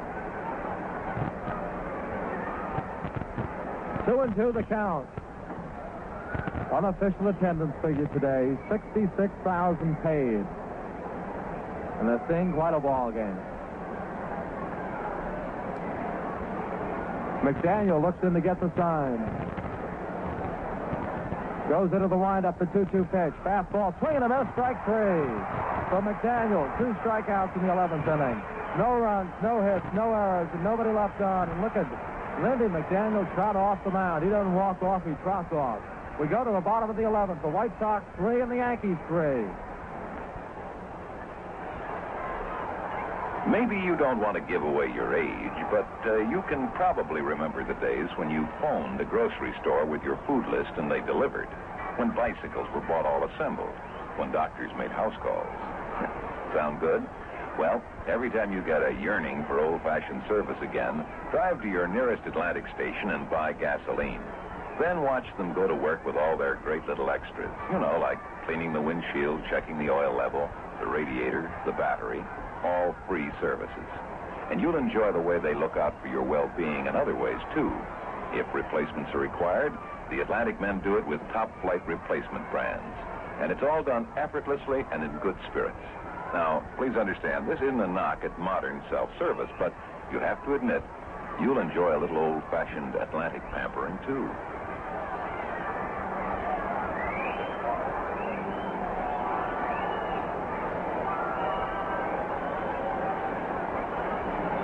This is Bob Gamere along with Phil Rizzuto and Frank Mercer from jam-packed Yankee Stadium. Bottom half of the 11th inning, and the game is tied at 3-3. Coming up for the Yankees, Thurman Munson, Ron Woods, and Gene Michael. In the event Munson doesn't hit it out of the park. It's all tied up. And again, what a spot for Thurman on his birthday, leading off the bottom of the 11th. Yankees came close last inning. Clark singled down the line, and a fine recovery of the ball by Matias, and Clark was out trying to stretch it. Then Mercer singled, and when the ball went through McGraw in right field, he went to second. Went to third on White's infield hit, but was stranded when Danny Cater, for one of the few times this year, grounded out with the winning run in position. All right, Munson the batter. Wilbur Wood winds. The left-handed delivers. Munson runs up to Bunny, takes outside. Ball one. 1 ball and no strikes. 3-3 in the bottom of the 11th. Wilbur Wood into the windup. In comes the pitch. Inside, ball two. 2 balls and no strikes. Baltimore and Milwaukee, they played 6. And the Orioles lead 3-2. 2 balls, no strikes. The windup, the pitch. Munson takes outside for ball 3. So the count is 3-0 on Thurman Munson, leading off in the bottom of the 11th. Wilbur Wood on the mound in relief of Tommy John. This is the second inning for Wood. The 3-0 windup and pitch. Fastball in there for the called strike. Actually call that a straight ball. It wasn't too fast. 3-1. Wood throws almost exclusively the knuckleball. Wilbur has the sign, goes into the windup. The pitch to Munson. On the outside corner, strike 2, it's called. Munson started at first, but he has to come back.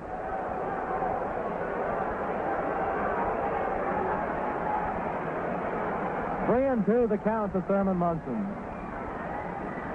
Munson leading off the 11th, a tie ball game. It's been tied since the bottom of the 8th when Clark hit the first pitch for a home run. Tied it up at 3-3. Yankees had led 2-0, then 3-2 White Sox. 3-3 tie ball game, and that's where we are right now. 3-2 to Munson. Here's the windup and the pitch.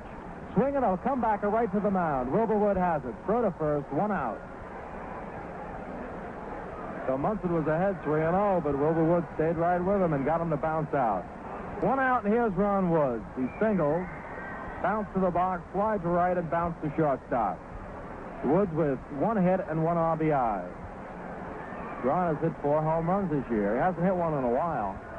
Here's the windup and the pitch. Knuckleball, strike 1. Lindy McDaniel and Wilbur Wood, 2 of the fine relief pitchers in baseball. Dueling in the 11th.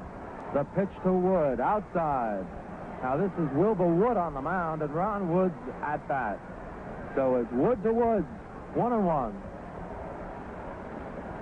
Wood winds, delivers. Wood swings, fly ball to center field. Berry goes back, turns. He's waiting for it, and he makes the catch for the second out.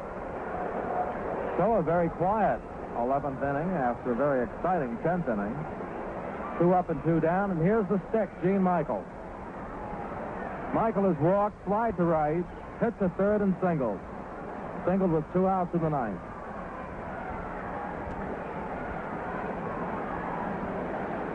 3-3 in the bottom of the 11th. Wilbur Woods winds, delivers. Swing and a foul ball. Back to the backstop. Strike one. Tuesday night, the Minnesota Twins. And Wednesday night, the Minnesota Twins. Hanson and Stottlemeyer will go for the Yankees. The pitch to Michael. Swing and a miss. Strike two. No balls and 2 strikes. Group on hand from Williamsport, Pennsylvania here today. The site of the Little League World Series. 2 outs, 2 strikes, bottom of the 11th, and a tie game. Wilbur Wood winds. The knuckleballer delivers. Michael swings, bounding ball in the hole between third and short. Aparicio has it. The long throw, it's going to be close. Safe. Throw came on 1 bounce, and Gene Michael beats it out for a base hit. And so with 2 outs and the winning run on first, here's Jerry Kenney. In the same situation as the 9th inning, except the pitcher was Tommy John, a left-hander at that point. And John will be throwing, or rather Wood, a left-hander, will now be throwing to Kenney here on the bottom of the 11th. Kenney worked him to a 3-1 count in the 9th against John, and then grounded out on the hit-and-run play. Michael with the lead. The knuckleballer delivers. Low ball 1. Now, you could expect Michael to go in this situation because you have a knuckleballer on the mound, and it's very difficult to handle it. Incidentally, Pete Ward is on deck to bat for McDaniel if Kenney keeps it going. The 1-0 stretch. Throw to first, and Michael gets back.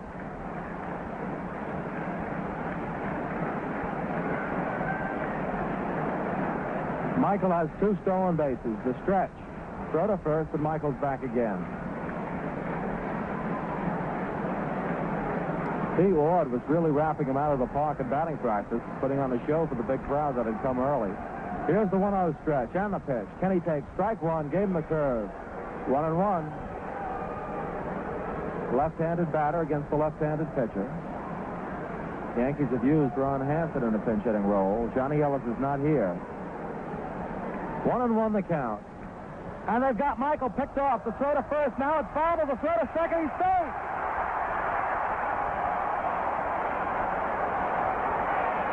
Hopkins bobbled the throw at first. Wood had him picked off. Michael broke for second. Hopkins bobbled it. By the time he got the handle and threw it, it was too late. It's an error on Hopkins.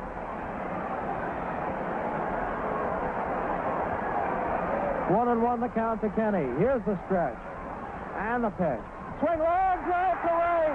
It's hit way back, but going back is the right fielder under it, and McCraw makes the catch. Jerry Kenney got good wood on the ball, and for Jerry, that's great wood. He is not a power hitter. He's only had 1 homer, and he belted it, but McCraw went back and he caught it.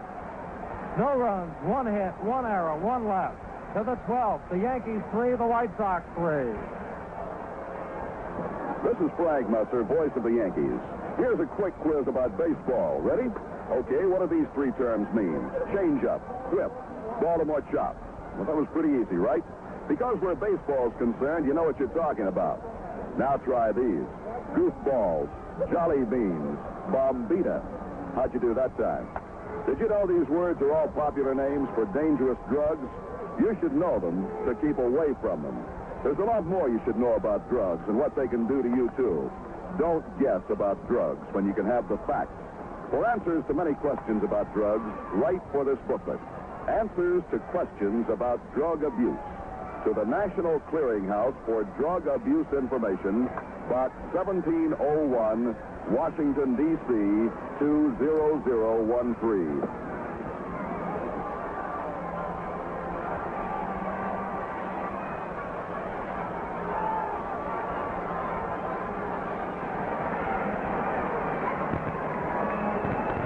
We get set for the top half of the 12th inning, and it's all tied up, the White Sox and the Yankees. The Yankees have had that winning run in scoring position a couple times now, but they've been unable to bring them in. And Lindy McDaniel goes out to pitch in the 12th. He would have been taken out for a pinch hitter because Pete Ward was on deck. But Kenney flied out deep, gave it the big try, but a big out. Top of the 12th, and Tom McCraw steps in. McCraw has popped to second, fly to right, hit a home run, and fly to left. He's yet to hit the ball on the ground. Hit a 2-run homer in the 7th inning. The windup and the pitch. McCraw takes ball one. It's outside. 1 ball and no strikes.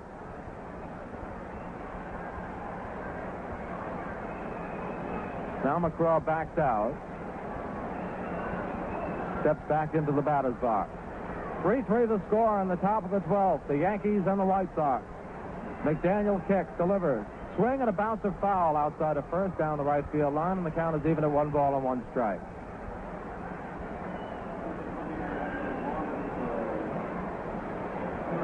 Three runs, 8 hits, and 2 errors for the White Sox. 3 runs, 11 hits, and 1 error for the Yankees. McDaniel came on in the 8th inning, now working in the 12th. 1 ball, 1 strike. He kicks, delivers fastball, low for ball 2, 2-1. McDaniel, the scheduled batter in the bottom of the 12th. And since this is the longest he's gone all year, chances are, regardless of what happens here, he'll be lifted. The count 2-1. The windup and the pitch. Swing and the ball nubbed down the left field line. It's slicing. Is it going to be fair? It is. Fair by a yard. And it hits a kid's bat and goes as a ground rule double. One of the fans down there had his bat sticking out. The ball hit the bat, and it goes as a ground rule double for Tom McCraw. So the White Sox have a runner on second with nobody out in the top half of the 12th inning.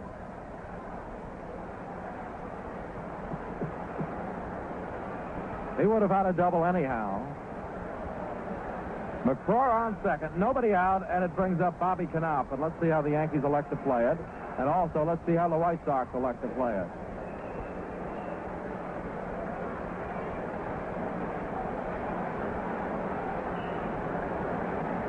Knopp, the batter. This is what makes baseball so interesting when you think of the possibilities here. Yankees playing for the bunt.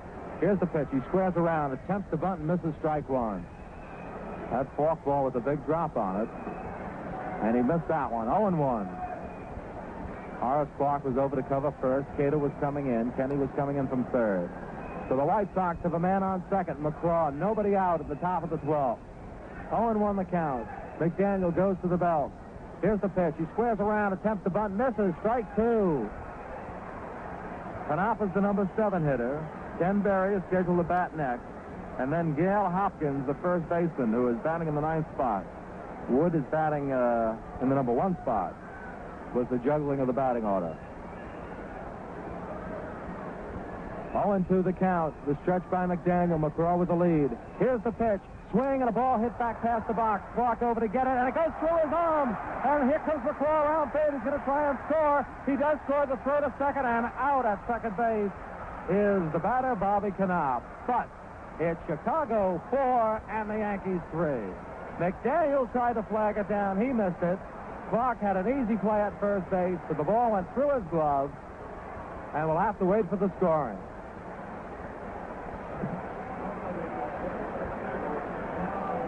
It's scored as a base hit and an error. So they give him a hit and an error on Clark. No RBI. And it's 4-3 the White Sox. Here's Ken Berry now with 1 out. The kick and the pitch. He bunts down the third base line. It goes foul. Very alert base running by McCraw and very fine coaching by Billy Adair. Clark might have been thinking of a play at third base because McCraw was on his way to third, and perhaps Clark had his eye on him when he misplayed the ball. But then it just rolled out in the short center, and McCraw had no trouble scoring. Clark threw it into Michael, and they got the runner going in the second. There's a swing and a pop foul into the lower deck, first base side, no balls and 2 strikes. So the Yankees trail now 4-3 in the top of the 12th.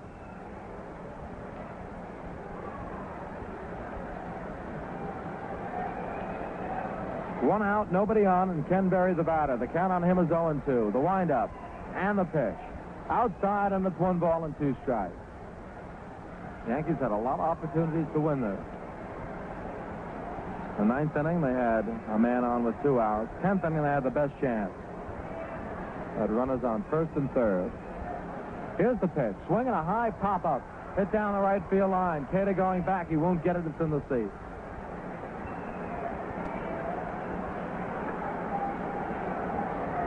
Looking forward to the bottom half of the 12th inning. The Yankees will have a pinch hitter for McDaniel, then Horace Clark and Bobby Mercer. 4-3 the White Sox lead at top of the 12th. The windup and the pitch. Swing and a line drive, base hit to right field. Ron Wood fielding the ball, making the turn to Ken Berry. The throw back in behind him. They've got him, but the ball gets away. Munson picks it up, throw to second, and he's safe.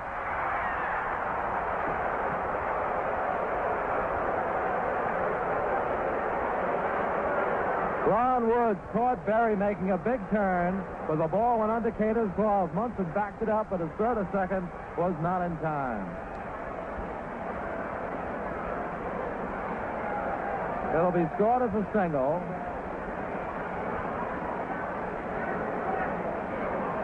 And we'll wait for the call on the error.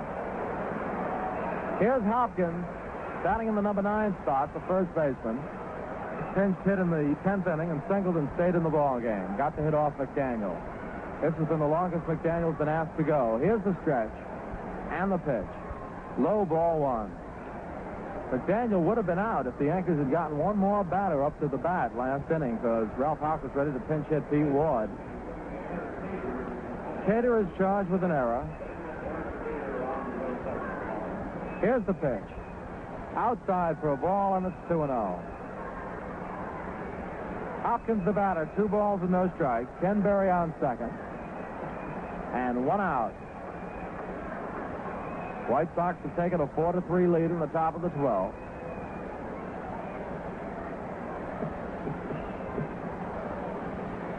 Lindy McDaniel, who's been in there since the 8th inning, now steps off.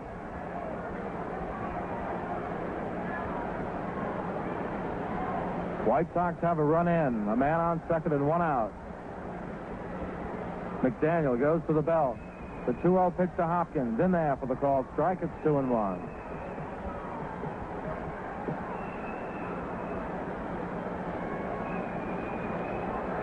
Wilbur Wood on deck for the White Sox.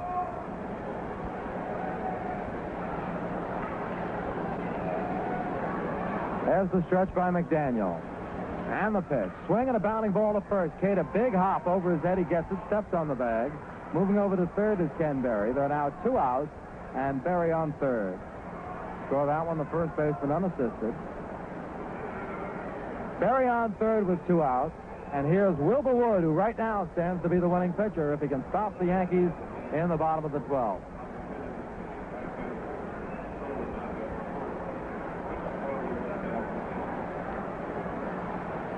Four to 3, Chicago.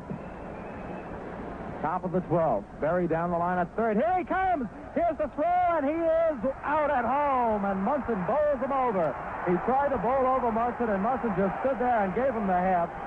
And Berry now says something to the umpire, George Maloney, and Gutteridge comes out. They were claiming a balk. McDaniel just straightened up and threw the ball home, and he didn't have a chance. Berry tried to steal home. Gutteridge is going at it with Maloney, claiming that there was a balk.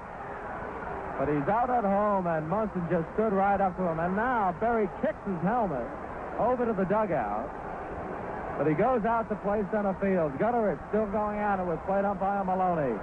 But for the White Sox, 1 run, 3 hits, 2 errors, and nobody left on base. What a game this has been.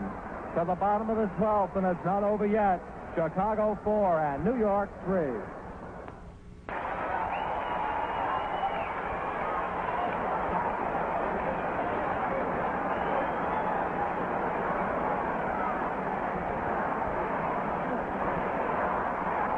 To the bottom half of the 12th inning, the White Sox lead at 4-3. Pete Ward batting for McDaniel. Wilbur Wood delivers. In there for the called strike. No balls and 1 strike. Pete Ward didn't like the call. Turns around to argue with George Maloney, the home plate umpire. He's still standing there arguing with him. Pete has 1 home run, a huge blast that he hit in Milwaukee to tie it up.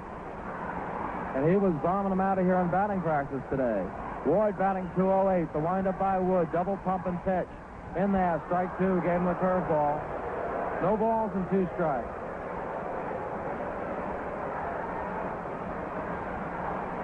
The windup. The 0-2 pitch. Outside 1-2. Wilbur Wood wasting no time. He's just getting the ball and firing it in.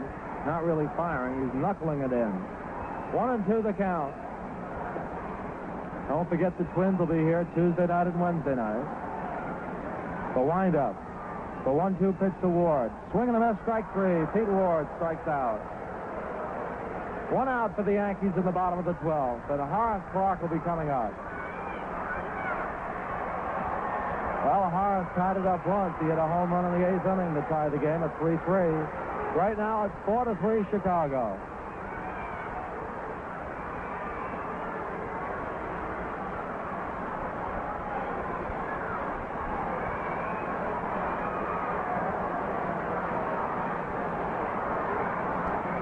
Horace batting right-handed against the left-hander Wilbur Wood. The windup and the pitch. Clarke swings and misses, and the bat goes into the Chicago dugout.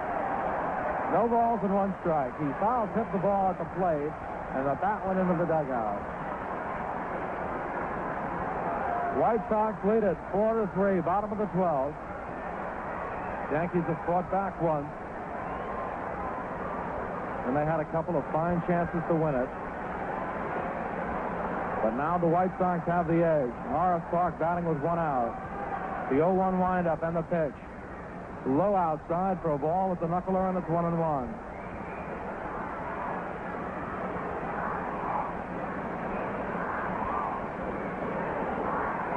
Wood has given up just 2 home runs so far this year. Here's the pitch. Swinging a bounding ball back through the box after he showed dive. Can't get it at the base at the center field. Clarke makes the turn, he holds on, and that's the 3rd consecutive base hit for Horace Clarke. So Horace Clarke, who can run, is on at first with 1 out here in the bottom of the 12th. And most of the crowd of 66,000 still on hand and making a lot of noise. The kids all holding their bats up. They want the Yankees to pull it out.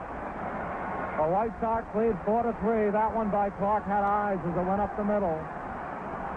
Bobby Mercer today bounced out to first twice, struck out twice. Last time up, lined a single to right field and went to second when the ball got by McCraw. McCraw playing deep. Mercer steps out. It's time. Time out. White Sox with a run on the top of the 12th to take a 4-3 lead. The Yankees are up at the bottom of the 12th. Horace Clarke, who can move, is off first. There's the stretch. The pitch. Mercer takes low and away, ball 1. Wilbur Wood, the knuckler on the mound. Horace Clarke has 6 stolen bases. Last year he stole 33. Here's the stretch. Clarke with the lead. The throw to first, and Clarke gets back.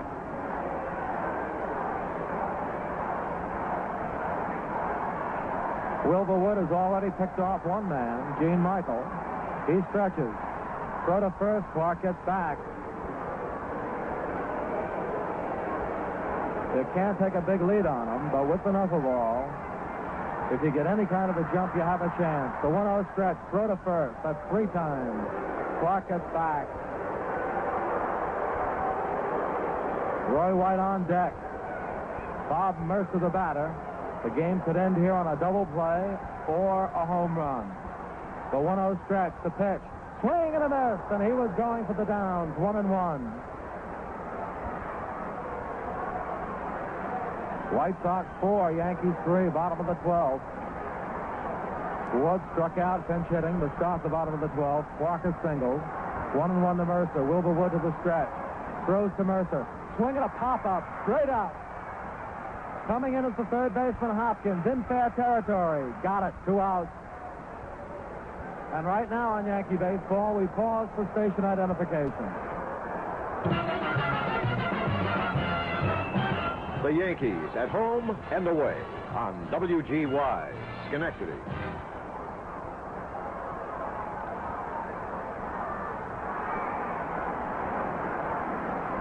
All right, it's all up to Roy White, batting right-handed with 2 outs. White, his last 3 times up, has 2 singles and a walk. Prior to that, he bounced to the box and hit the center field. The stretch. Throw to first, and Clarke is back. Horace Clarke, the tying run on first with 2 outs in the bottom of the 12th inning. There's the stretch. Throw to first, and Clarke is back. He has yet to slide back.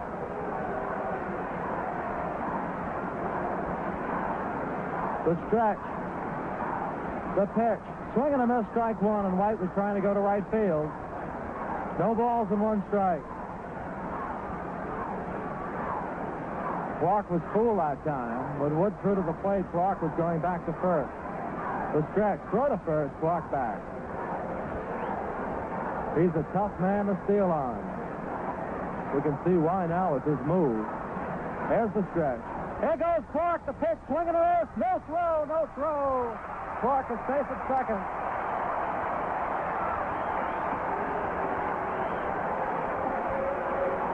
And so the Yankees have the tying run on second. 2 outs in the bottom of the 12th. 2 strikes on Roy White. Base hit can tie it up. Wilbur Wood goes to the belt. Here's the pitch. Outside, 1 and 2. What a ball game this has been. 66,000, the largest crowd in the major leagues in 5 years. And a hit can tie it up in the 12th. The 1-2 stretch. The pitch. Outside, he didn't miss by much. It's 2 and 2.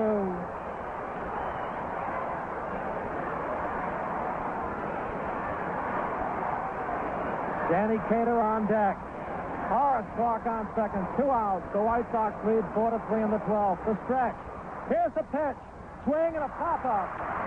Second baseman Knopf in the outfield grass under it. He's got it, and there's the ball game. For the Yankees in the bottom half of the 12th inning, no runs, 1 hit, no errors, and a man left. And the final score, the White Sox 4 and the Yankees 3.